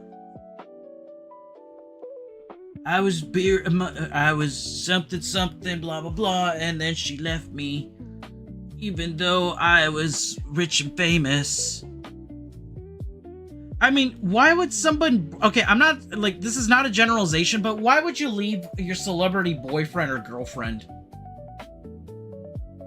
You know what? I hate Tyler Brody because he snores. Like, dude... At some point, I think maybe... let's just pretend it's a chick. At some point, I think, like, these... Because they're a jerk.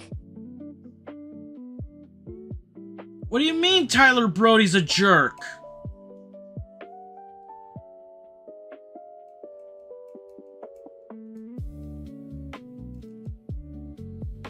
Also, hello.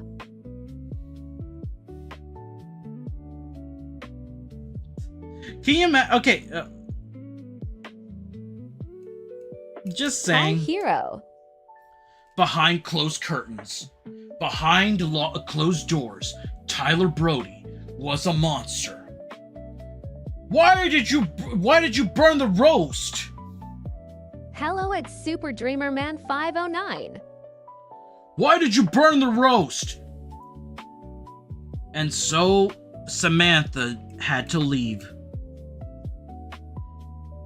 And now she got her 15 minutes of fame. I hope you're happy. And then the chick probably writes a book saying, "My time with Tyler Brody."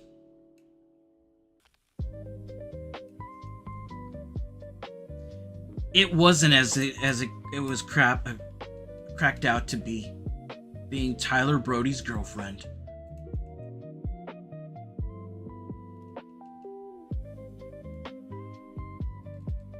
Like, I could believe Justin Bieber was like a jerk, like behind closed doors or something. That would have been funny if one of his girlfriends said stuff like, "No, yeah, he snores. That's why I had to leave him." Tyler Brody is the weakest link.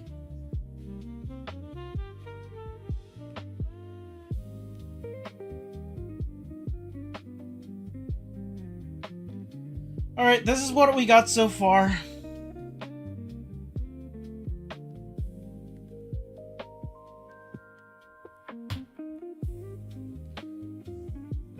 Excuse me.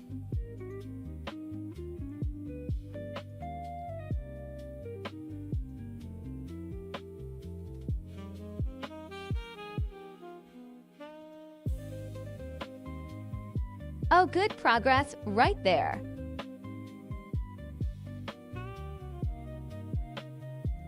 I mean, the markings on her back are gonna take me a while, but like I got most of them done. All right, let's watch some YouTube. I'm gonna save. Looks good.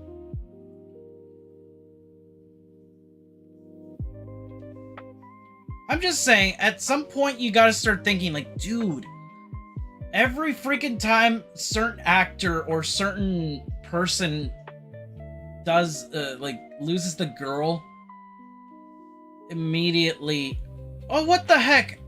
Scott the Woz made, oh no, wait, it's not Scott the Woz, it's Scott Stash. He made a Death by Nostalgia. Wait a minute, Mega Man is, like, covered in nostalgia. Alright, let's go over to YouTube. Oh, it's YouTube stuff. Want us to share vids. Okay, Mannybot, don't just share, like, little clips, because, like, I would like to have something more of sustenance. Like, I mean, like, don't get me wrong, I like clips as much as the next guy, but, like, if it's just like some VTuber just saying, like, haha, pancakes on syrup, haha. At some point, I'm like, can we have... I have small videos. I'm just saying, can we have something that has a little bit more sustenance? Because, like, it's kind of, like, if it's just the person just saying, like, just, like, a little phrase and that's it, like, I don't know. I feel like that's kind of boring.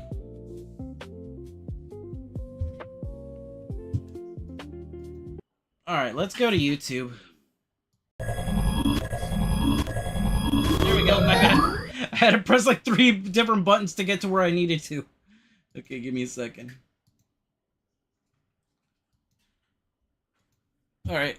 Vampire's Lair.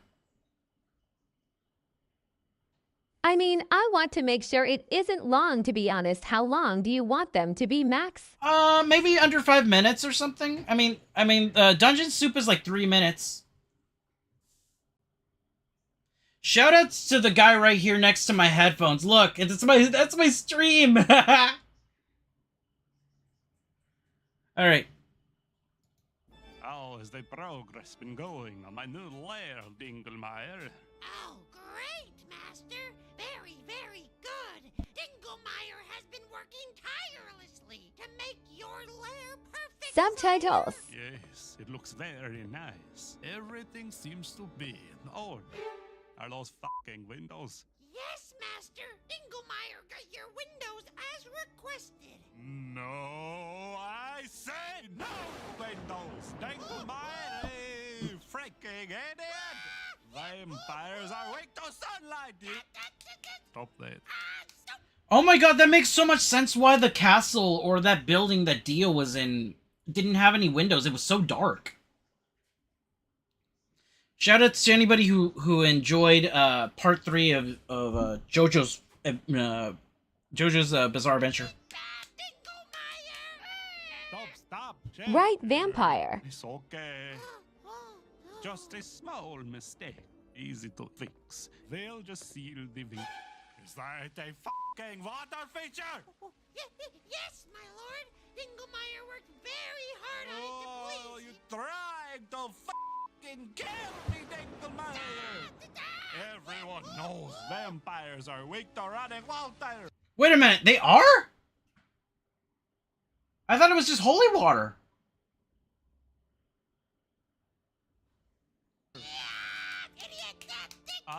But look at this. You did good with his dining table.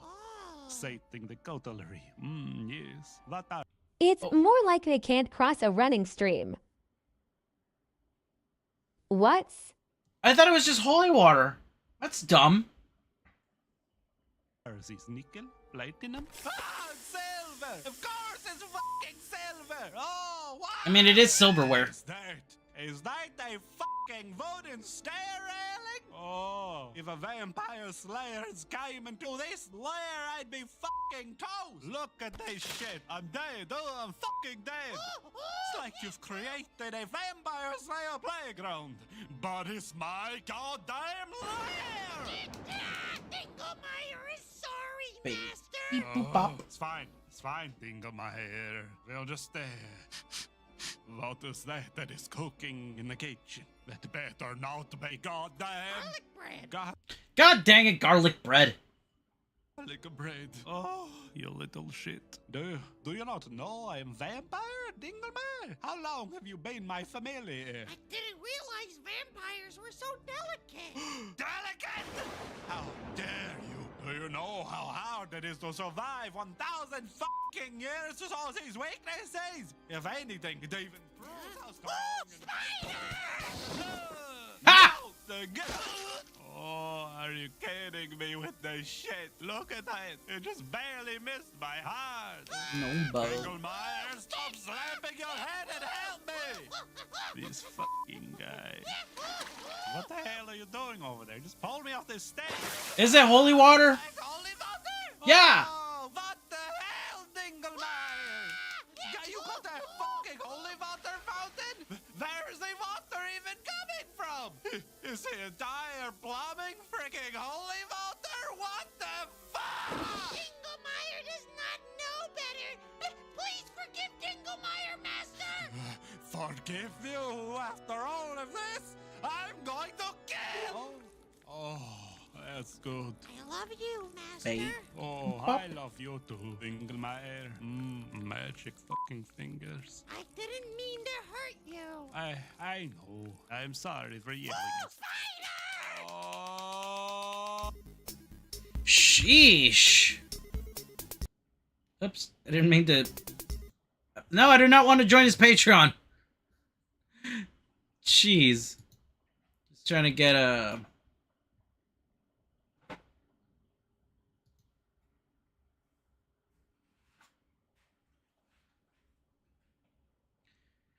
Alright, let's see another video, because somebody sent me another one.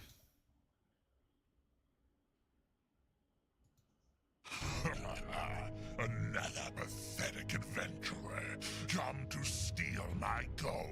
Do you know how many cities I've razed to the ground to procure my hoard? How many so-called heroes I've burnt to a crisp? What makes you think you stand any chance against my might? Well, for one, I'm not here for your gold. You're not? Ah, then you must have come to rescue the princess. Please free me, hero. Okay, what is up with dragons and stealing princesses? Like, does anybody know? Like, is there a correlation between all these things? Like, I know, like, I understand Bowser wants to kidnap her because he loves her, supposedly. Like, but that was mostly in the game, I mean, the movie. Maybe a cliche. Maybe. But at the same time, I'm like, I can understand treasure, but like, can you really like, I understand the gold because those are valuables, But at the same time, like, at that point, is the princess worth a lot? I know it's royalty and everything, but what's there? Why does it have to be specifically a princess? Why, like can't I understand? Like, what's his face? You'll see why in a minute. I'm gonna say, what if it's like kind of like Oolong from Dragon Ball, that he just stole maidens? That would make a little bit more sense. He's just kidnapping people at that point, but like specifically a princess? The king send you. He can have his precious daughter back once he coughs up 1 million pieces of gold. He resent a vid, hope it works. If not, I need to search more. Don't worry about sending too many vids, don't worry. Maybe the king did send me. As I thought. Or maybe I'm here for those scaly orbs betwixt your legs. What? Legends foretell that whosoever collects 7 Dragon Balls shall be granted any wish they desire. I don't think that's true. 2 more, and I Jeez! Wish. Oh God, are those real? Ew. Oh my goodness! Dude, look at the... Okay, I'm not trying to be a perv or anything, but at that point... But look at this. 2 green, 2 blue, and 1 white one. That means he left one with a single Dragon Ball. With a single wish orb. Is the clip thing not working? I thought it was working. Hold on, give me a second. Huh. I don't know.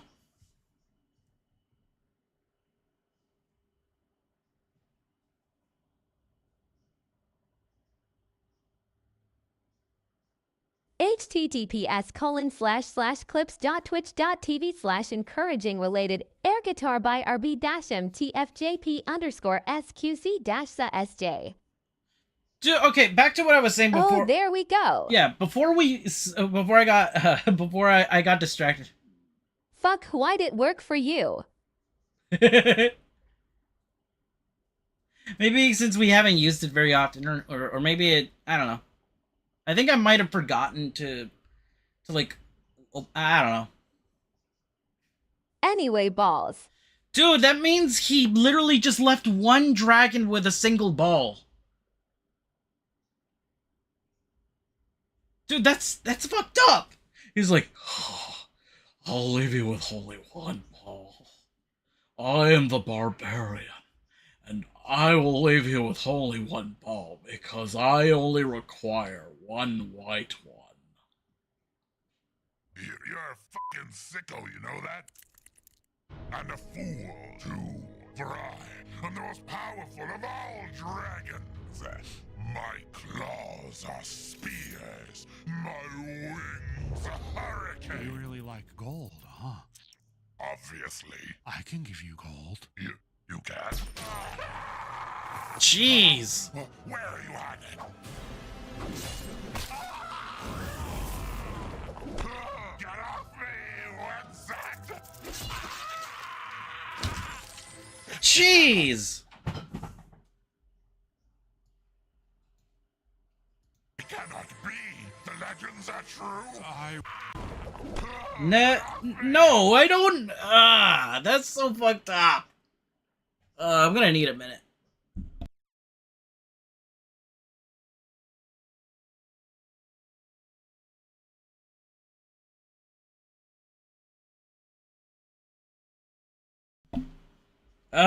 Jeez. It cannot be. The legends are true. I wish this dragon can have all the gold he can hold. Oh, really? Thanks. What? In his bowels. My what? Oh no. No, not like that. Oh.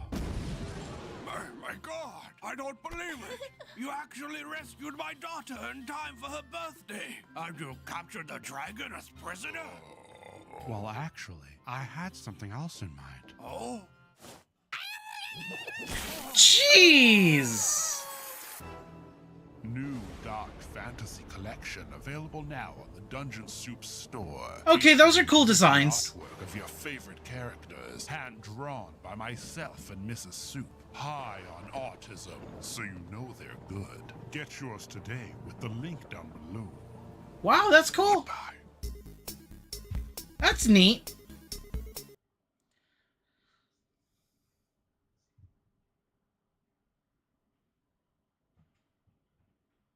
Alright, we're gonna watch Slow Start. Oh, somebody gave me a video. Let me check.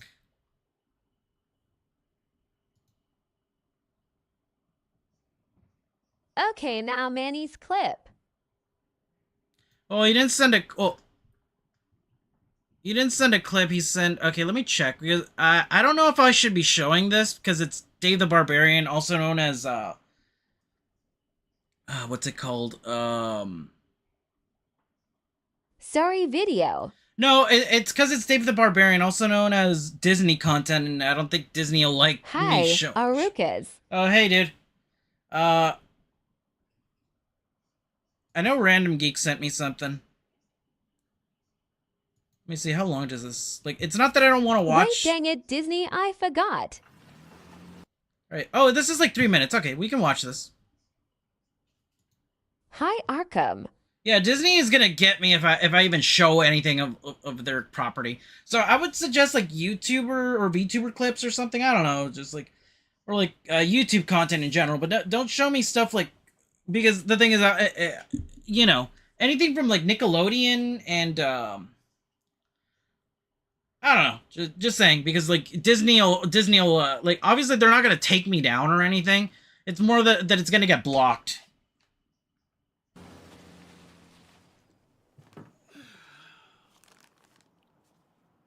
Now, what you need to do is stir that until it's about the consistency of a cloud. I'm pleased to announce NASA's new space program, which will send a family of rats. Yes, Veronica. It's true. Your ex-husband is still alive and living in Cairo. 4 and slide, 2, 3, 4 and reach, 2, 3, 4 and slide, 2, 3, 4. Now take a whisk and really beat. Your arthritic grandmother. That's rich, especially coming from the man who was raised by Feral monkeys which contracted hepatitis. They... The fuck? Okay. Random Geek, that was pretty funny. So far, I'm liking the video. Of course, had to be put down, and now we're using the rats. One NASA authority said, Sometimes I cry in the shower. Ha! You're not fooling anyone. All you've ever cared about is your glutes. You feeling a good burn in there? Ha! You're gonna start working your thighs. And rub them down with some olive oil. Dude, where do you find this type of video? This is great. That's nice. Now we're ready to put this into the oven, along with taxpayers' dollars. The president wanted it to be absolutely clear that he has PFT. no... Body hair. The president wanted it to be absolutely clear that he has no... Body hair. Some say yes, some say no. But don't be afraid to... Yeah, he wears a toupee, I assume. let it envelop you in its aroma. Now this recipe is simple. It calls for flour, eggs, and... your immortal soul. And we never heard from you. You never called, you never wrote, you never even... learned how to use a special rat toilet. They can navigate complex mazes, and most surprisingly... they're gluten-free. And if you don't have an... Wait a minute, that looks like a rat toilet! It looks like a toilet in general! electric mixer, you can just use... flaming passion. Have you no shame? It absolutely sickens me to think that... This is 20 pounds of human fat in a jar. And if you think that you don't have the willpower to do it, don't despair, because... very few have died in the process. Ha! The details of the program are vital to national security, so naturally the White House... we'll slap that smug look off your face. Ha! Ouch, that stings. I love you. Ever since I heard you sing, your voice was like... Isn't that soothing? It makes me want to question my will to live. All you can do is... Give your spandex a little snap. Pretty soon you're gonna have a body as solid as this nation's economy. In this economy? Conclusion, we'd like to thank you all for coming to this press conference, and we hope that you burn for your sins. Don't you see? All I ever wanted was the flexibility of a Russian gymnast. Just remember, What? there's nothing more attractive to the ladies than a chocolate sculpture of Winston Churchill covered in dirty money. I want a dirty money statue. No, not really. But it's over now. I'm never coming back. You can forward my mail to the cold heart of space. Thank you, and see you in Skinny Town. Population, you.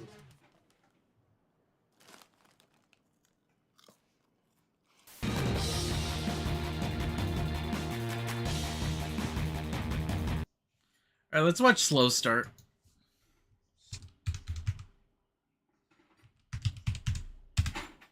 Classic. Alright, well, let's watch the... We're not gonna watch all of them in order, but I'll watch some of the ones that are, like, this one's kind of funny.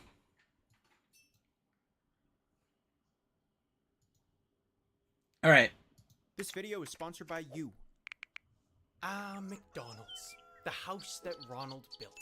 For decades, the restaurant once stood proudly within the holy trinity of childhood culinary experiences.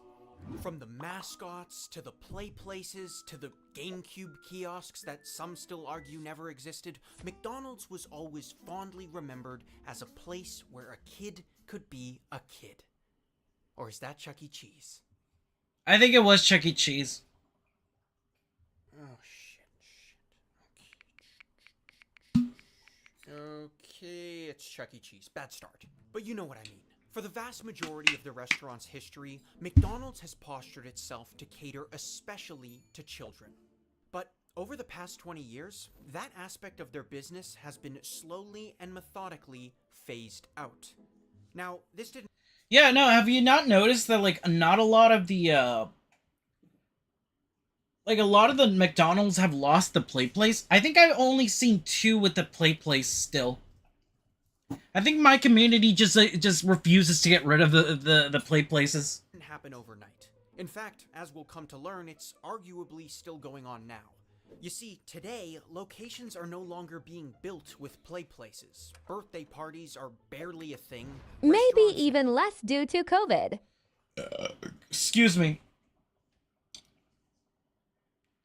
Well, I think...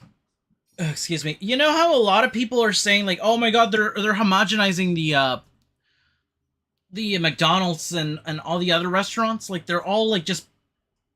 They all look like these trendy trend places and stuff. From what I've heard, that's more of the thing is, like, usually businesses go out of business. So what they'll do is... The thing is, there's times where a lot of people just go like, hey, this bank... This used to be a McDonald's. Yeah, you could tell by the flooring and the structure. COVID was just an excuse. No one wanted to clean up the play places.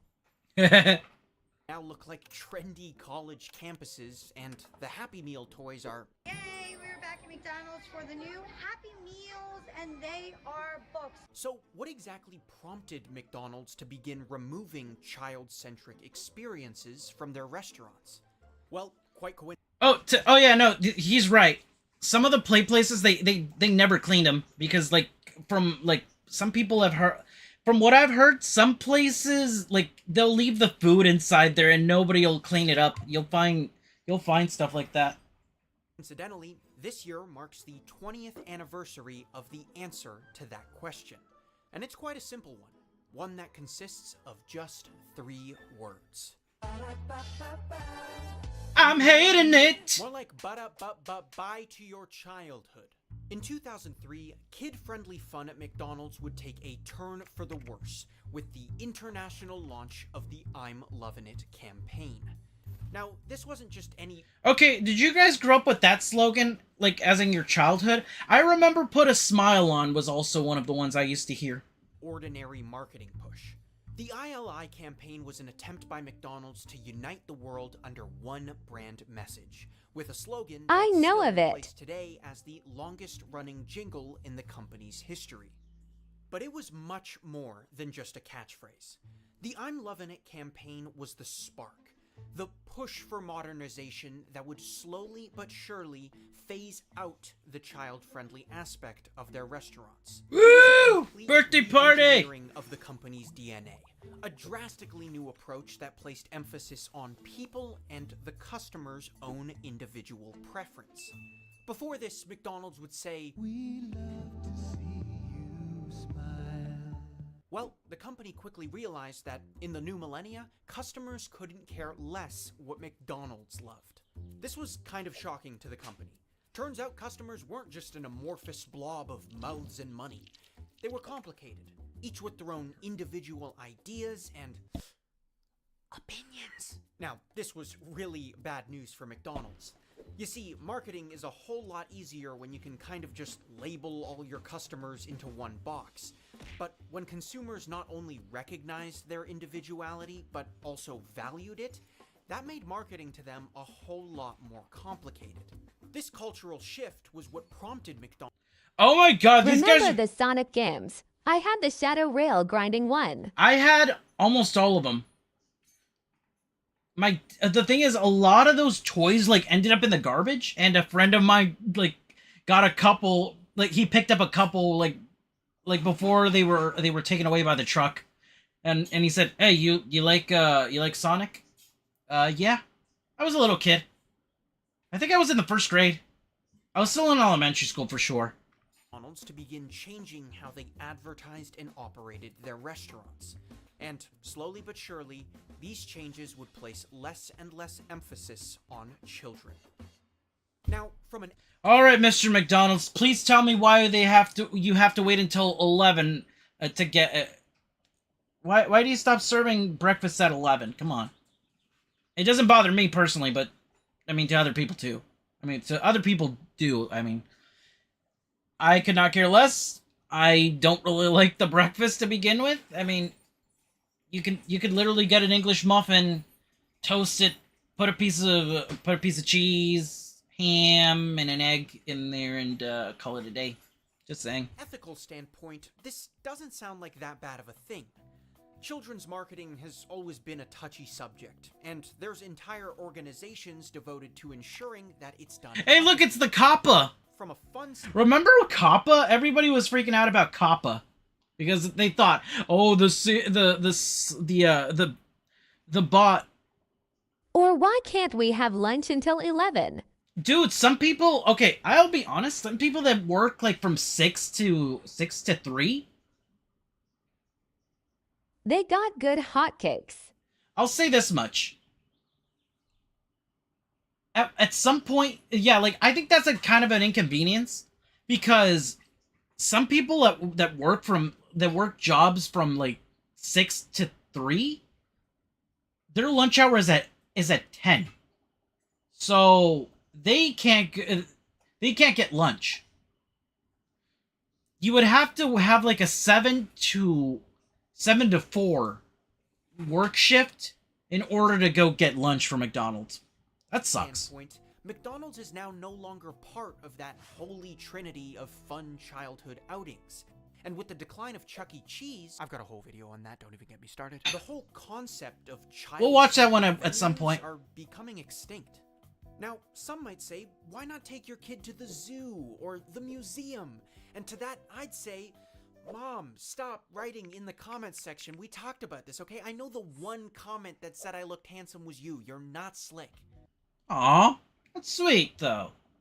I wish my mom would say, "Hey, look, it's little Aru. I'm sending you butterfly kisses. Meh. You're so handsome." Look, I'm not saying the museum isn't a good alternative, but I'm talking about the going to the zoo can be expensive. You know who else is expensive? My Uncle Ned. He's a mechanic. The places where kids can go nuts and ride freely on the training wheels of gluttony and hedonism. And for kids today, McDonald's isn't really that kind of place anymore. So today, we're going to be looking at exactly how McDonald's slowly but surely removed kids from the equation. For better or for worse. Okay, to be honest, little kids ruin the experience sometimes. Like, I'll be honest with you guys. Like, I don't hate kids. Like, heck, I was a kid. I still feel like I'm a kid at some points. But the thing is, like, kids don't know how to behave. They don't know any better. And and it ruins the experience for a lot of people. Hello, Arukas. How are you doing tonight? I'm doing well. I mean, I've had times where I'm just trying to enjoy my food, and then just some stupid kids come up to, like, the counter, and they're... I remember we were just waiting for our food, and the Sonic toys were out, and they kept banging on the, Hello, Random Geek. How are you doing, buddo? They were hitting the display because they wanted to get a toy out, and the mom kept telling him, like, "Stop it, Nicholas! Nicholas, I'm not gonna buy you a Happy Meal if you don't stop!" And I'm watching him like, lady, just grab... Hello, Dreamer. How are you doing, buddy? Lady, just grab your kids. Like, control your kids. Damn. Hi, Arata. I'm alright. What about you? Alright, back to the video. I'm good. In 1963, McDonald's would first set I'm their doing sights on the okay, hearts Random and Geek. minds of children with the premiere of the world-famous Ronald McDonald. Here I am, kid. Hey, isn't watching TV fun? Oh, jeez, what is that? That's not Ronald McDonald. Especially when you got delicious McDonald's hamburgers. And he was an absolute freak show. I mean, look at this guy. This was Jeez. Dude, look, like, this is horrible. This looks like something you would have, like, told it, like, oh, have you ever heard of the original Ronald McDonald? Dude. He's, like, from a creepypasta. Something like that. even for the 60s, and I'm pretty sure McDonald's knew it too because they literally reworked his entire design just a couple years later. But from then on, it was smooth sailing. The character was a hit, and McDonald's quickly cemented Ronald's role as the company's #1 avenue to speak directly to children. And the best way to do that was to act like a friend. Come on and meet the boys and girls. Oh, we've already met. I know we're going to be friends too, because I like to do everything boys and girls like to do. You hear that? Ronald likes doing everything kids like to do. What are those things? Who knows? Here's a hamburger. Okay, that's pretty funny. Like, yeah, I'm a kid too. I like doing stuff you guys like to do. I like playing video games, riding bikes, and like nowadays kids. Okay, do kids even like riding bikes or like riding skateboards nowadays?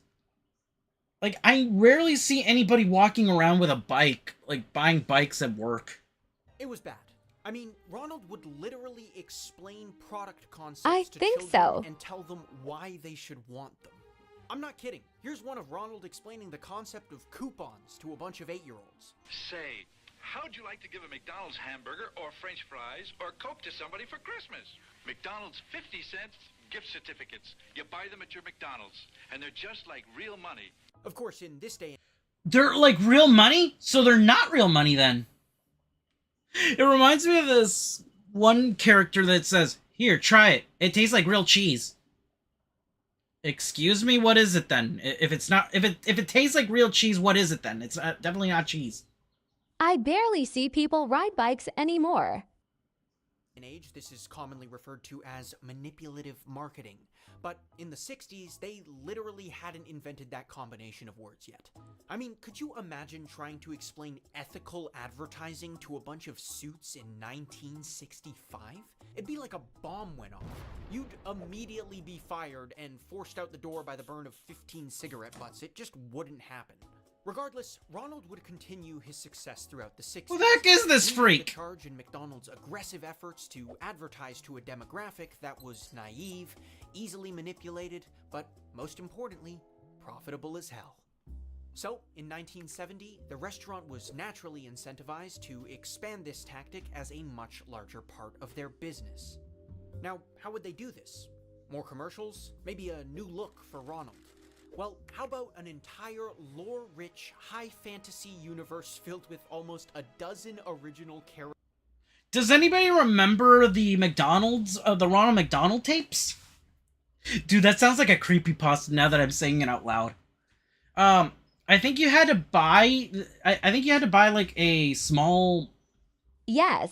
Like, either a small Coke or... I got all 3. Was it 3? I think it was 4. There's the pirate one, the one where they get diamond. Well, coming full circle. The haunted house.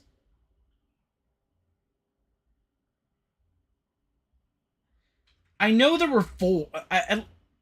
I know there was at least 3, but I think there might have been 4. Oh, and the space one. There was a space one. Yeah, there were 4. I only got 3. You said you had all 3, though. You're wrong. Checkmate! No, yeah, there was the pirate one. There was the haunted house one. The one where they get diamond. And then there's the one where they go into outer space. Characters and backstories. In hindsight, it was the most insanely brilliant marketing move McDonald's could have made.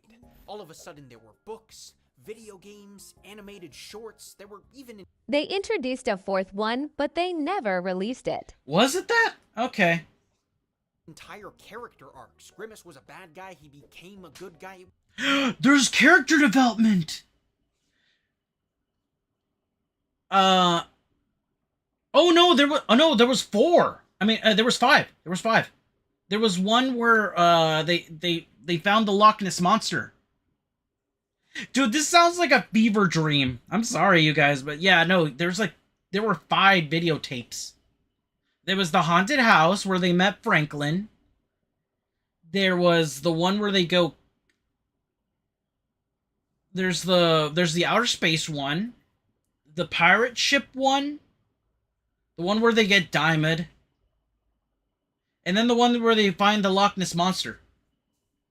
Because there was a funny joke that Birdie, the early bird, says, "I believe in that sea monster," and then the Hamburglar says, "I think she's one patty short of a Big Mac." Which they never reference the food. Like, they have food, but they never mention, like, "Oh, I would like to go get myself a Big Mac." It was nuts. I mean, to construct an entire universe solely for the purpose of selling hamburgers, it was literally so crazy that it kind of just worked. And to my... I thought one was about time travel. I think that's the one where they get diamond. Alright, now we have to look into these now, too, but we'll probably do that during our own time. Like at the server. To my knowledge, it hasn't really been done since. Sure, KFC has Colonel Sanders, but he doesn't have an entire universe behind him with a 200-page wiki. So, what did they end up calling this incredibly imaginative land of McDonald's? Well, they called it McDonaldland. Missed opportunity, okay? All I'm gonna say. I mean, geez, you could have done Mctopia, the Republic of Ronald, McDanistan. I could keep going. McDanistan? But I digress. McDonaldland was a huge success, and for over 20 years, its aesthetic and characters would become a paramount part of the restaurant's experience. Suddenly, McDonaldland playgrounds were built, the characters were sold as Happy Meal toys, and locations would even model entire sections of their restaurant. Dude, that is freaky. Yeah, oh. Did anybody watch not WandaVision, but Loki season 2? Sylvie? I think her name was Sylvie. It was the female gender-bent version of Loki. He watches, she gets trapped in a dimension and starts working at a McDonald's, and that McDonald's was based on these old designs with the tree. To look like McDonaldland. Yep, there it is. Gave an atmosphere that almost bordered on psychedelic. Woo! What was in those cookies? All things must come to an end. By the late 90s, consumer behavior had changed. As people became increasingly more aware of the negative effects of fast... Oh my goodness, this movie ruined a lot of people's image of McDonald's, and the thing is, turns out that this guy got canceled, like, well, I don't like to speak ill of the dead, but this guy was found out that he was getting drunk and abusing certain substances while he was recording the documentary. I think. Don't quote me on that. Like, it might not be 100%. And that's why I didn't watch it. Oh, dude, don't trust me. I didn't watch it because I wanted to. Certain schools or certain classes, they would play it. Like, I remember in health class, they made us watch it. Food, attention turned towards the characters that were selling it to their children. This increase in skepticism would eventually hit a catalyst in 2004 with the release of Super Size Me, a film that documented the impacts of fast food on Western society. And with that, Ronald and the gang were practically villainized overnight. Suddenly, Ronald was no longer the hamburger happy clown. Now he was the poster boy for corporate greed, manipulation, and animal rights violations. Big cruelty! I hate it! Big cruelty! I hate it! This new shift in consumer McDonald's, Kentucky Fried Chicken and a pizza would mean that McDonald's would have to drastically change how they spoke to their customers. And it sure as hell wasn't going to be with a clown. I remember when I was a kid, I saw the effects of that stupid movie making, like, okay, like, don't get me wrong, milk and apple slices are fine, but that's not, but if I want those, I'll just go to Vaughn's and get myself a pack of like apple slices, or I'll cut them up myself. But no, I don't, as the what's his name? Like, oh, McDonald's has no nutritional value. Excuse me, sir, but this is a McDonald's, not a farmer's market. So, slowly but surely, Ronald and the gang would fade into the background. Their imagery was removed from restaurants, the outdoor parks were replaced with the now more familiar indoor jungle gyms, and the McDonald Land commercials What about the ball pit? feel like nothing more than a long-forgotten fairy tale. Of course, you can still find your odd artifact here and there. Some old locations still have the Ronald bench, and you might even be lucky enough to find the gang on the backseat of a high chair. But for the most part, the evidence of them ever existing has been completely covered up. It's bittersweet. While ending the aggressive marketing towards children is probably a good... Dude. Okay. It's called the Happy Meal here, but in Mexico, or like Spanish-speaking territories, they call them the Happy Box, or it translates to the Happy Box. So when I see people that like come in with like boxes, like with locked products where I work, I'll tell people, like, hand me that unhappy box. Good thing, it definitely has made the in-store experience a whole lot less magical. And yet, it doesn't seem like McDonald's really cares. Turns out there's a new demographic in town, and they've proven themselves to be just as profitable, if not more. Hear me out. What do kids do when they go to McDonald's? Well, for starters, their parents usually take them. They end up buying a Happy Meal, playing with their toy for 10 minutes, and... Okay, to be fair, I'm a grown-ass adult, and I still get a Happy Meal. I'll give the little nuggies to the dog, but the thing is, like, sometimes I want the toys. Fuck. Going home. But teens go viral. It's chaos at a McDonald's over Szechuan sauce. Pickle Rick! Dub-a-dub-a-dub-dub! McDonald's is serving up a new meal by Travis Scott. I love Travis Scott. Everyone loves Travis Scott. I don't know who Travis Scott is. We talked about the internet's new TikTok obsession, and it is the Grimace Shake. We just got the Grimace. Oh, I think I heard that the Grimace Shake is coming back. OH, write the meal and sauce. Shake from McDonald's. Special happy birthday to my guy Grimace. Happy birthday, Grimace. Happy birthday, Grimace. Happy birthday, Grimace. If everyone else is gonna do it, then okay. It's no secret. Over the last 10 years... Okay, honestly, that whole Grimace Shake thing was kind of annoying. Like, even one of my favorite content creators did it, but you could tell that when they were doing it, they were like, okay, we did it. It's like, at the very least, it's over. The most successful McDonald's promotions have been the ones that have managed to go insanely viral. It's also no surprise that these viral promotions have been specifically marketed towards teens. Jeez, they recently they did the whole what's that one that K-pop Demon Hunters thing? Yeah, stupid. They didn't even give out toys. My mom thought that they were gonna give out toys, and my mom was so upset because she thought she was gonna get a little figure of the girls, and I'm like, no, there's no toys, Mom. What? There's no toy? No, these are. Oh my goodness. The adult Happy Meal is how much? Like, Mom, it's an adult Happy Meal. Well, a Happy Meal is like X amount. It's like $16 now. The adult Happy Meal. Yeah, Mom, but it comes with like it comes with bigger portions. Whatever. It is what it is. But my mom is just like, there's not even a toy, and it costs $16 or $26. I can't remember. It's more expensive than a regular Happy Meal, and I'm like, no, Mom. The thing is, it has like a bigger portion, like it comes with a bigger drink and everything, and that's why it's justified that it costs that much. So yeah, no toy. And young adults, because unlike children, this demographic has their own money and can drive themselves to get these products. What kind of teens actually drive all the way to McDonald's? I remember even the seniors barely drove in my area. This new tactic has been so successful that McDonald's has even brought back the McDonaldland characters for some recent promotions. And while the tone of these ads is very self-aware and meant to capitalize on nostalgia, it's still a neat thing to see.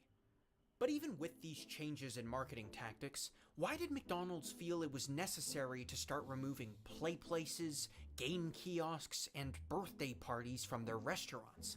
Couldn't they have just eased off on the advertising without removing the in-store experiences that made the place so fun? Well, unfortunately not. And to be honest, the answers to these questions are going to continue to be kind of a bummer. Oh boy, part 2! The death of dine-in! Alright. Okay, I personally do like to dine in. My only problem is, okay, I think I've said this before and I'll keep saying it in case anybody new here is watching. My dad is the type that will say like, oh, I hate McDonald's because like X excuse and everything. But he loves the fries. But one of the problems is that once we get to the car once we get to the house, the fries are no longer crispy and hot. You gotta eat those suckers like within the first 10 minutes. And so I told my dad, why don't we, like, he tells me, like, oh, we could just eat in the car. Dad, why do we have to eat in the car? We're not fugitives, what the heck? And so, yeah, now he'll still refuse and say, like, oh, McDonald's sucks. And yet he'll still take the Happy Meal and eat the mini fries and have the little burger that we get. So, I don't know, you tell me. In the first part of this video, I spoke a little bit about how consumers in the 2000s had become increasingly more aware of the negative health effects of fast food. Well, turns out, we've learned nothing! Over the past decade, fast food consumption has increased by over 20%. And not only do we want more of it, we want more of it faster. Turns out improved service times are a critically important metric for an industry called fast food, which means that virtually every second of a customer's wait time is crucial. This on-the-move, go stuff. Okay, that's bullcrap that they try to make the food fast. I've been waiting for a while for food to be served. There's times where I'll put my order in, and they still take a look, and I still have to wait inside.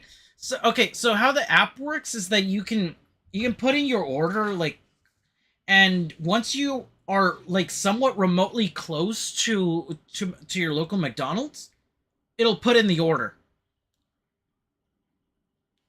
I like that, like, places like Pizza Hut, Domino's, and, like, Panda Express, you put in your order, and it'll be ready within 15 minutes. No, McDonald's basically, like, oh no, you gotta be here, like here, and then we still make you wait. So, what the heck? Style of consumption has led to a significant drop in dine-in customers. Seriously, these days it's becoming more attractive to take your food out to the parking lot than be caught eating alone at a McDonald's. So, in response to this, the company and its competitors have begun to drastically streamline services. This means the cashiers are robots, the indoor Oh, jeez, okay. Honestly, you guys, I'm not gonna say, like, oh my god, yeah, but it's good, or whatever.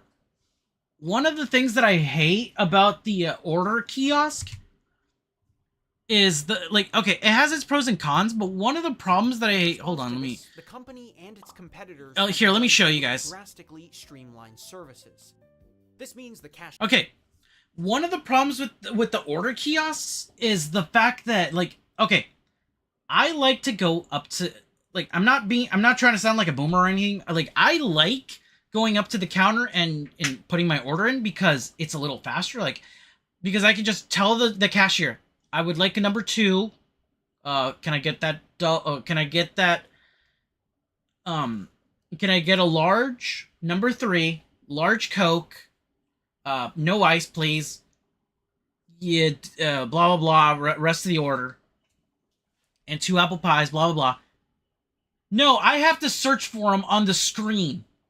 And if I'm having a tough time with these, oh, believe me, I've seen people just looking at the screen like, oh, I don't know how to use this machine. It's too new for me. Like, dude, I know the problem with... I'll be on both sides, honestly. Like, I just freaking hate the fact that, like, at the very least, there's people that'll help you.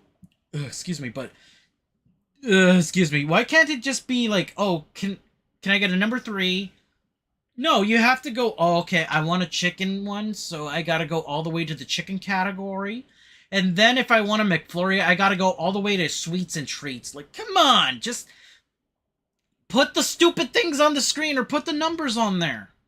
Cashiers are robots, the indoor seating is not, and the drive-thrus look like 3-lane highways.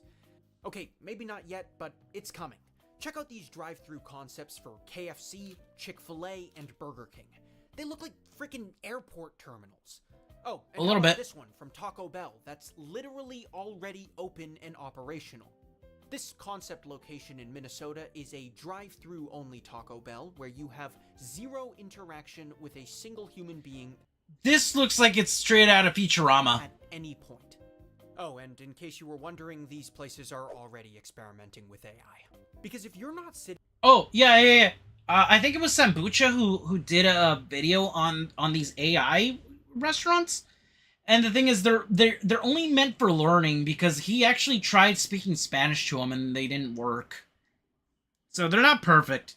Bumper to bumper in a 3-lane drive-thru arguing with ChatGPT for extra ketchup. Are you really a man of the 20s? Now, of course, McDonald's, being one of the early pioneers of the drive-thru, is already way ahead of the curve when it comes to all of this. And while it may not be a reality now, it... Okay, I'm not gonna say, oh yeah, AI and all, and like the automated service or streamline is not going to go anywhere. The problem is, a lot of people like the... Okay, I'll tell you this much. Some places, like some retail stores, they'll have a self-checkout.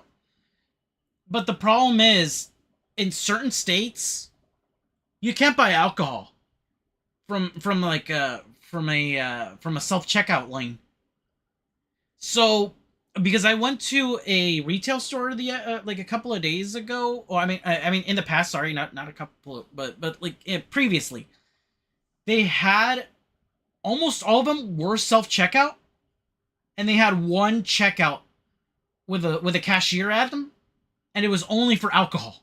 That was the only excuse they had, alcohol. I mean, why they had one person on there. I think they were still experimenting. It's very possible that in the next 20 years, dine-in fast food locations will be in the minority compared to their more efficient drive-thru counterparts. which means that McDonald's has virtually no incentive to foster an entertaining dine-in experience, especially not for children. Oh boy, part 3! The sad case of the play place. Over the past decade, McDonald's has made a very deliberate move to modernize the look of their locations. This has been done in an attempt to nurture a more mature and upscale sense of dining. But building this modernized new atmosphere is kind of hard to do when you have a 20-foot psychedelic treehouse exploding out the roof of your establishment. To remedy this, McDonald's has basically pulled the plug on play places. You may have noticed already, but new locations are simply not being built with them, and some of the older restaurants are choosing to remove their existing ones altogether. If this image of a company business meeting being held in an old McDonald's playroom doesn't perfectly illustrate the death of fun, then I don't know what does. Okay, honestly, you guys, I can understand why they're doing this. Like, they're making it more, like, streamlined with the... Like, they're getting rid of the play place and stuff like that. Because, like, okay, what if you're taking, like, a client? Okay, to be fair, let me just paint a picture for you guys. You're taking a client to McDonald's. Or you have the option of taking somebody to McDonald's or Chuck E. Cheese. Where would you take your client to? Obviously, you're gonna go where there's less kids and less disruption. So, I'm just saying. I mean, because, like, I've seen people that like, oh, they have visitors coming over, like some, like, executives and stuff, and sometimes they just go there for the convenience. Like, I've seen people having, like little powwows at, like, Denny sort of things. Just because it's cheaper than just, like, they'll probably want, like, a more public place just to talk. Yeah, just saying. But this push to remove play places from McDonald's wasn't just done for the sake of the company's image. Turns out running a 20-foot jungle gym for sugar-high 6-year-olds is kind of a liability issue, and this has always been a problem for McDonald's. In 1999, the company was fined $4 million for failing to report over 400 injuries sustained on the Big Mac climber. Oh, jeez! Don't stop with injuries. Unfortunately, when you combine food with jungle gyms, you can end up developing a thriving ecosystem for some pretty nasty pathogens.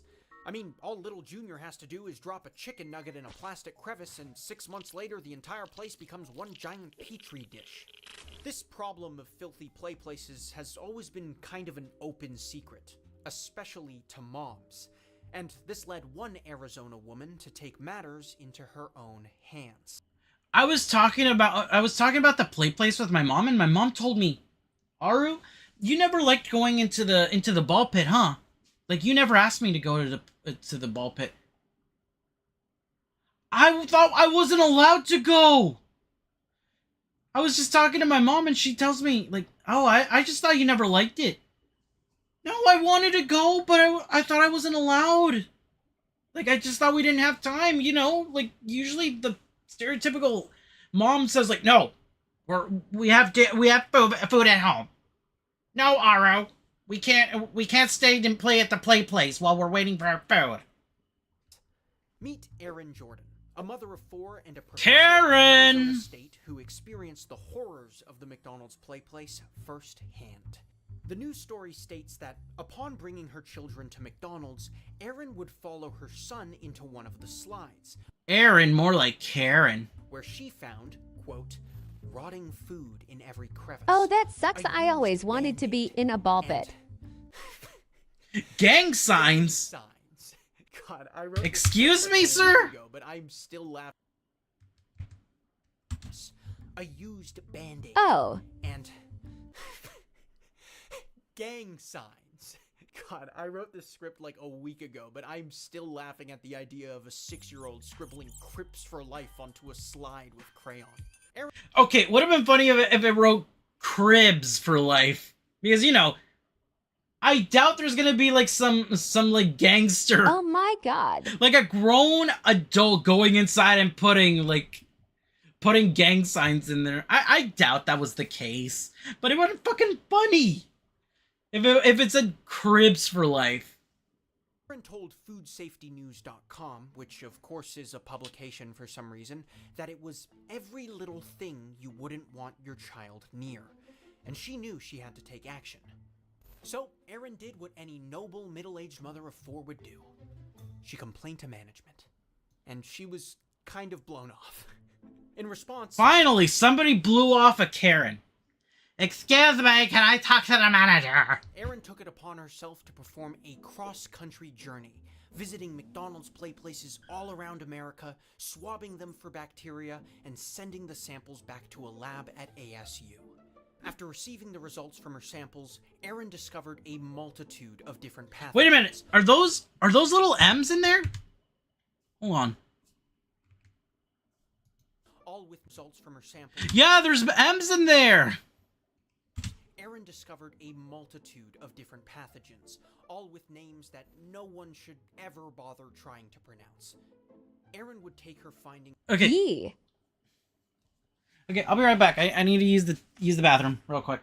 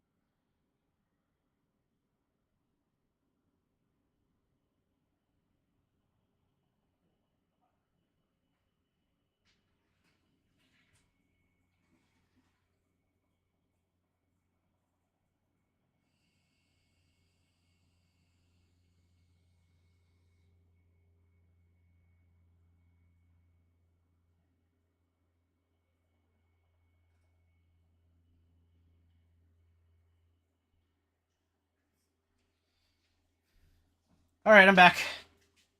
Ugh, jeez. I really need to use the bathroom.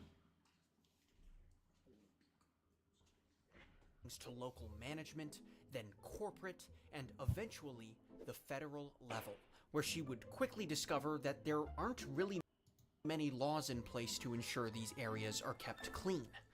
Sadly, Erin would end her personal investigation without much being changed, and while her findings may have been alarming... Wow, mom on a mission. Mom on a mission. Sounds like something that just like a lady that doesn't... Okay, I'm not saying you can't have time to yourself and stuff like that. Welp. I'm just saying, seriously, lady, don't you have anything better to do? Don't you have kids to take care of? And McDonald's could have probably done more to keep their places clean. I'm sure she'd be relieved to know that today, the majority of McDonald's play places have now closed down for good. From the looks of it, the liability... Well, sounds like a lady that doesn't like fun. You know what, you guys? You want to know why we don't have play places anymore? It's because of this lady. Or maybe indirectly, but you know. Issues combined with the push for modernization have incentivized most franchisees to just do away with the whole thing. And what was once a hallmark of the childhood McDonald's experience is now facing extinction. Which means soon, birthdays will as well. Part 4. Bye-bye birthdays. Prior to the 2000s, McDonald's birthday parties were a core part of the restaurant's business. Sure, today McDonald's doesn't seem like the most luxurious place to host a child's birthday, but for a long time... But to be fair, little kids like McDonald's. That's the thing. I mean, there was an episode of Full House where the mom tells them, like, you can go anywhere you want. Arby's. Like I said, we can go to any place you want. Any. Arby's. Look at it that way. Kids don't care if it's not luxurious or anything. Little kids could care less where like, what kind of atmosphere it has. People want to go to freaking McDonald's. And it's mainly because of the toys nowadays. Oh, look. Well, hold on. Let me get that for somebody. Whee! Super Dreamerman 509 has won 5 from the Jump Catch game. Cake, party hats, and activities, all for an unbeatably affordable price. And they advertised this service on TV for well over 3 years. But today... Well, then again, I will be turning 30. I think I turned 31, actually. I'm not keeping track anymore. This aspect of their business has pitifully diminished into a literal 2 lines of text on their website. This right here is the only information you can find on McDonald's official website regarding in-store Why not? birthday. Oh no, I'm not really keeping track of it. And that's it. Better said, I just forget. Yeah, I'm 31. But it's more like I'm just not really thinking about it so much. And even if this somehow manages to sell you on the idea, it's not actually guaranteed you'll have a location near you that hosts them. Back in the day, the slew of birthday commercials gave the impression that parties were a mandatory service provided by all locations. But today, it seems like it's kind of up to the franchisee. Which is kind of a shame. Yeah, that guy maybe. In countries like the Philippines, birthday parties are still going strong, and it is utterly lit. I mean, there's a party room, they bring out the old mascots, they dance to frickin' Gangnam Style, it's a whole thing. But...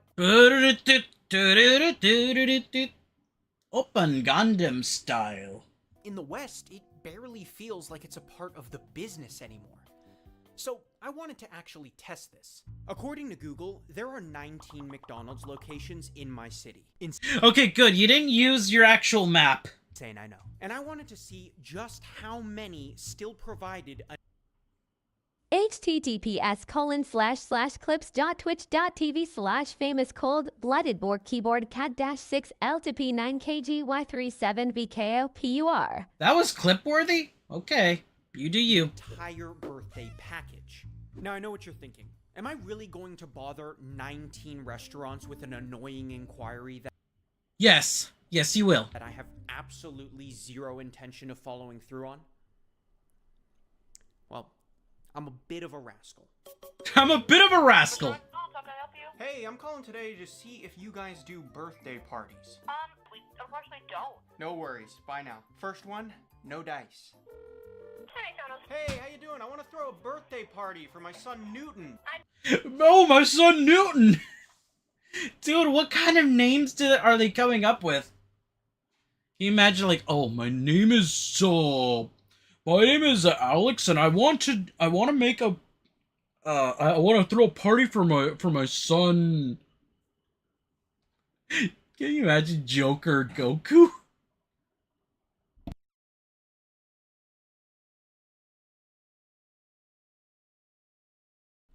Okay, Goku, my son Goku. Unfortunately, we don't do birthday parties anymore. Do you know when that stopped? I know, I've been with the company for 13 years, and it stopped shortly after I started. She's the reason why we can't have birthdays at McDonald's anymore. Hey, how you doing? My sons Wolfgang and Renato are having a birthday. Wolfgang and Renato. My son Goten and Trunks. My son Kakarot. My stepson Vegeta. Hey, soon. Do you guys do birthday parties? No, we don't. I'm sorry. Hello, McDonald's? Do you guys still do birthday parties? Unfortunately, we do not. McDonald's? Hey, I'm just calling today because I was wondering if you guys do birthday parties. Okay, I'm calling. Hello, McDonald's. I want to know if I can throw a party at your McDonald's for my sons Leonardo, Donatello, Raphael, and Michelangelo. Oh yeah, and our grandpa Splinter.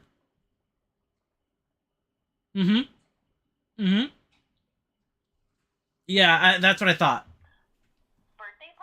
Okay, I'm not calling anymore. I've called like 6 or 7, and it's just 6, 7 across the board. So I think it's pretty obvious it's not gonna get any more hopeful. Okay, that wraps it up. Out of luck. But there's another option, and it's incredibly embarrassing. Instead of opting for a real-life birthday experience, all right, before he reveals the alternative to the birthday party thing, does anybody remember Zoom calls?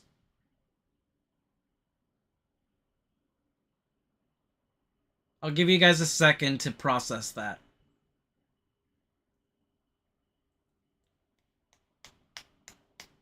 Okay, there we go. The McDonald's website recommends another option, a virtual McDonald's birthday party. That's right, why not stay in, order McDonald's to all your friends' houses, and party over Zoom? Look, I don't care if this is a leftover webpage from the pandemic, I am still absolutely going to make fun of this. If you visit the landing page for McDonald's online birthday parties, you are greeted with a wealth of downloadable resources, including e-cards, printable PDF party hats, and even virtual backgrounds to bring the fun of McDonald's right into your Zoom call. No, but really, look at these backgrounds for a second. It looks like someone spent a total of 12 minutes on all of them. And since the old mascots have been banished, they can't even use them to make the designs more exciting. All they have is this freak. The most depressing one is the ball pit background. I mean, what a kick in the teeth. McDonald's hasn't had a ball pit for like 25 years, but then they have the audacity to turn it into a Zoom call background like that's gonna bring back the magic. For God's sake, I made a better one with Photoshop in like 10 minutes. Look, I get that McDonald's was just trying to provide alternatives during a time when people couldn't physically come to their restaurants. But seriously, who in their right mind is ridiculous enough, no, dumb enough to do this today? Okay. This guy! Okay. I don't know if anybody's still watching or even like active or whatever, but would you guys want to have something like this? Just having a McDonald's party. Not even a birthday party, just a party. I assume you guys just have to like Grubhub or DoorDash some McDonald's, like a Happy Meal to all your little friends, just to have that experience. And I think we're all here. Looks sad. I'd pass. I'm only saying that in ironic. A maybe. Been a while. Oh my goodness! It was like I'll DoorDash you guys a McDonald's. Oh my goodness! That guy right here. This guy's it's the channel person's brother, I think. But dude, imagine like, oh, Tyler, get on Zoom. We're having a birthday party for Alex. Here, great. Welcome everybody to the first annual virtual McDonald's birthday party. I'm sure you guys have all printed out your party hats at this point, so if you want to go ahead and put those on, you can put them on anytime. Andrew, buddy, I can tell you're definitely playing Overwatch right now. You want to take a break? Hello? Okay, whatever. If you guys check your emails, you can find the itinerary for today's festivities. We're going to be starting with a screen share of the wacky adventures of Ronald McDonald, and then we'll get right into the food. Francis, I can see you're eating your fries already. Can you wait like 5 minutes? The fries are gonna get cold. Thanks. Getting even cooler, step into a new Yeah. Why does this have 70 million views? Oh, no talking during the stream, please, or I'll be forced to mute participants. Jeez, what a tyrant. Oh, you guys are using the TTS. Shut up. Thank you. Okay, that was fun. And it's looking like we're right on schedule for burger time. Yeah, mine's completely cold. Alrighty, dig in, guys. And after that, you guys can watch me have some cake. Alright? Check this out. I got myself a little Ronald McDonald cake. Tried to do his face. Let me see if I can... Oh, jeez! Not the cake!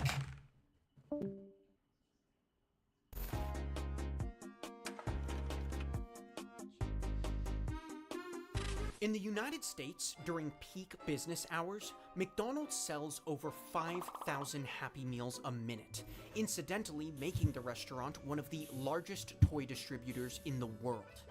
This gimmick That's of true. packing toys in kids' meals has been a long-standing tradition at McDonald's since the first Happy Meal was sold in 1979, and it's managed to persist across multiple generations. As a 2000s kid, I fondly look back on the Sonic handheld games, the— Dude, those are the toys. Somebody mentioned those on stream a moment ago. I mean, a little while ago.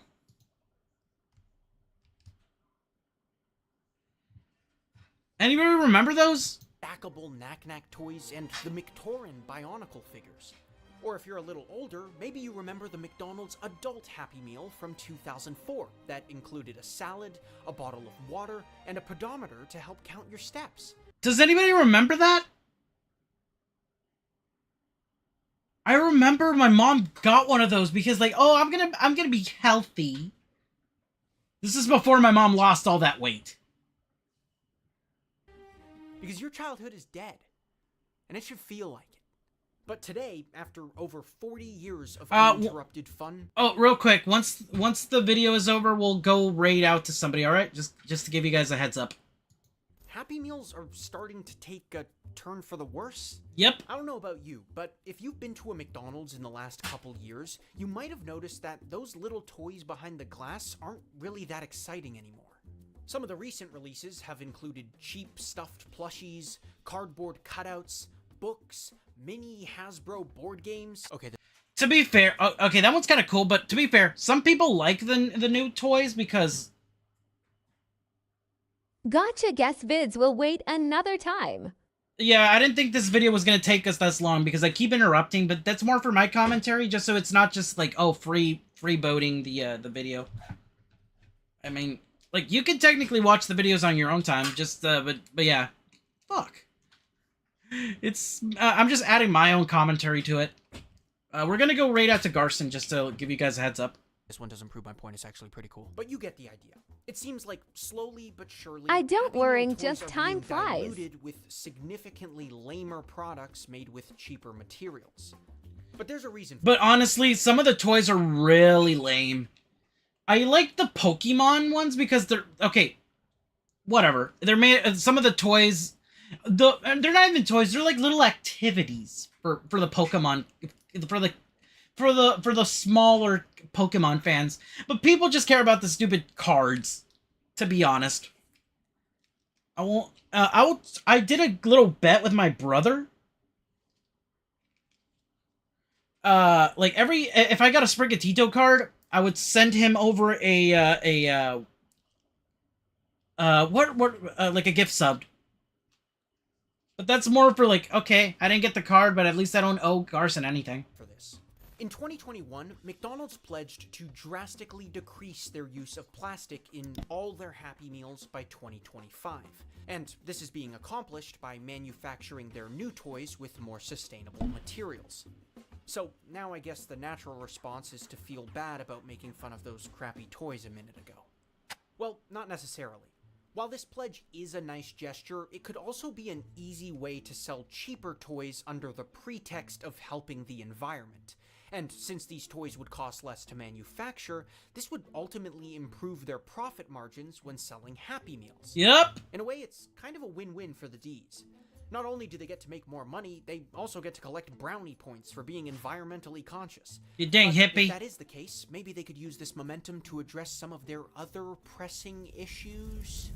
Either way, however you might feel about the change, it's no debate that the excitement of Happy Meals has and will continue to take a dive. And with these toys acting as the last bastion of childhood fun at McDonald's, so too will the entire childhood experience as a whole. Look, I'm not saying McDonald's decision to focus less on kid-friendly experiences is a good thing or a bad thing. In reality, you could make a pretty solid argument for both. Sure, it's probably good that the company decided to market less aggressively towards children, but at the same time, the play places were cool. I don't care if they found literal feces in the ball pit. Bring it back. Ew! But I'd venture to say there's a bigger concern. With McDonald's changing their marketing strategies and... Let's be fair, kids are gross. They probably did do that. I've told you guys about the people that pooped on the like in the desk, right? If not, that's a story for another day. venues like Chuck E. Cheese literally going bankrupt after the Big Sick. Are kid-friendly venues like this even going to exist in the next 10 years? Has culture changed to the point that these locations are no longer even seen as an attractive outing? And if so, can these venues modernize in order to stay relevant into the future? Well, I think they can. And after an alarmingly little amount of consideration, I've decided to do it myself. Welcome to the Slow Start, Pizza, and Arcade. Yeah! Right. My entrepreneurial bone has suffered 6 severe fractures from 6 separate failed business ventures. But after receiving an exorbitant amount of money from an anonymous online angel investor, I'm ready to give it another go. Let's go, guys. boy! I'm coming for the spot. This is the demented dopamine circus the children's entertainment industry has been waiting for. Why not hop in one of our VR booths and watch Goo videos while a 22-year-old whispers ASMR triggers into your ear? What even is a Goo video? We kidnap Blippi and are forcing him to perform his greatest hits for goldfish crackers and fruit snacks. Hey, get back in the cage! Get back in the cage! What's on the menu? We're typing hashtag foodie into TikTok and serving the first thing that comes up. Creativity. Our mascot just is Freddy Fazbear. Listen, I can't afford to lease this place much longer, so get your ass down here! The skee-ball machine dispenses frickin' V-Bucks! I'm in debt now! Thanks for watching. And a big thanks to our Patreon producers. Sim, Clyde. Alright, let's send over a raid over to my brother. Well, that was fun. Yep. We'll probably watch another vid at another time, but we'll prioritize your videos first, and then we'll watch mine. Sound good, you guys? 1, 2, 3, 4.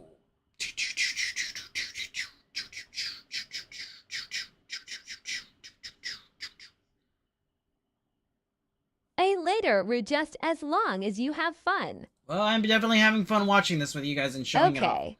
All right, I'll see you guys over there with Garson.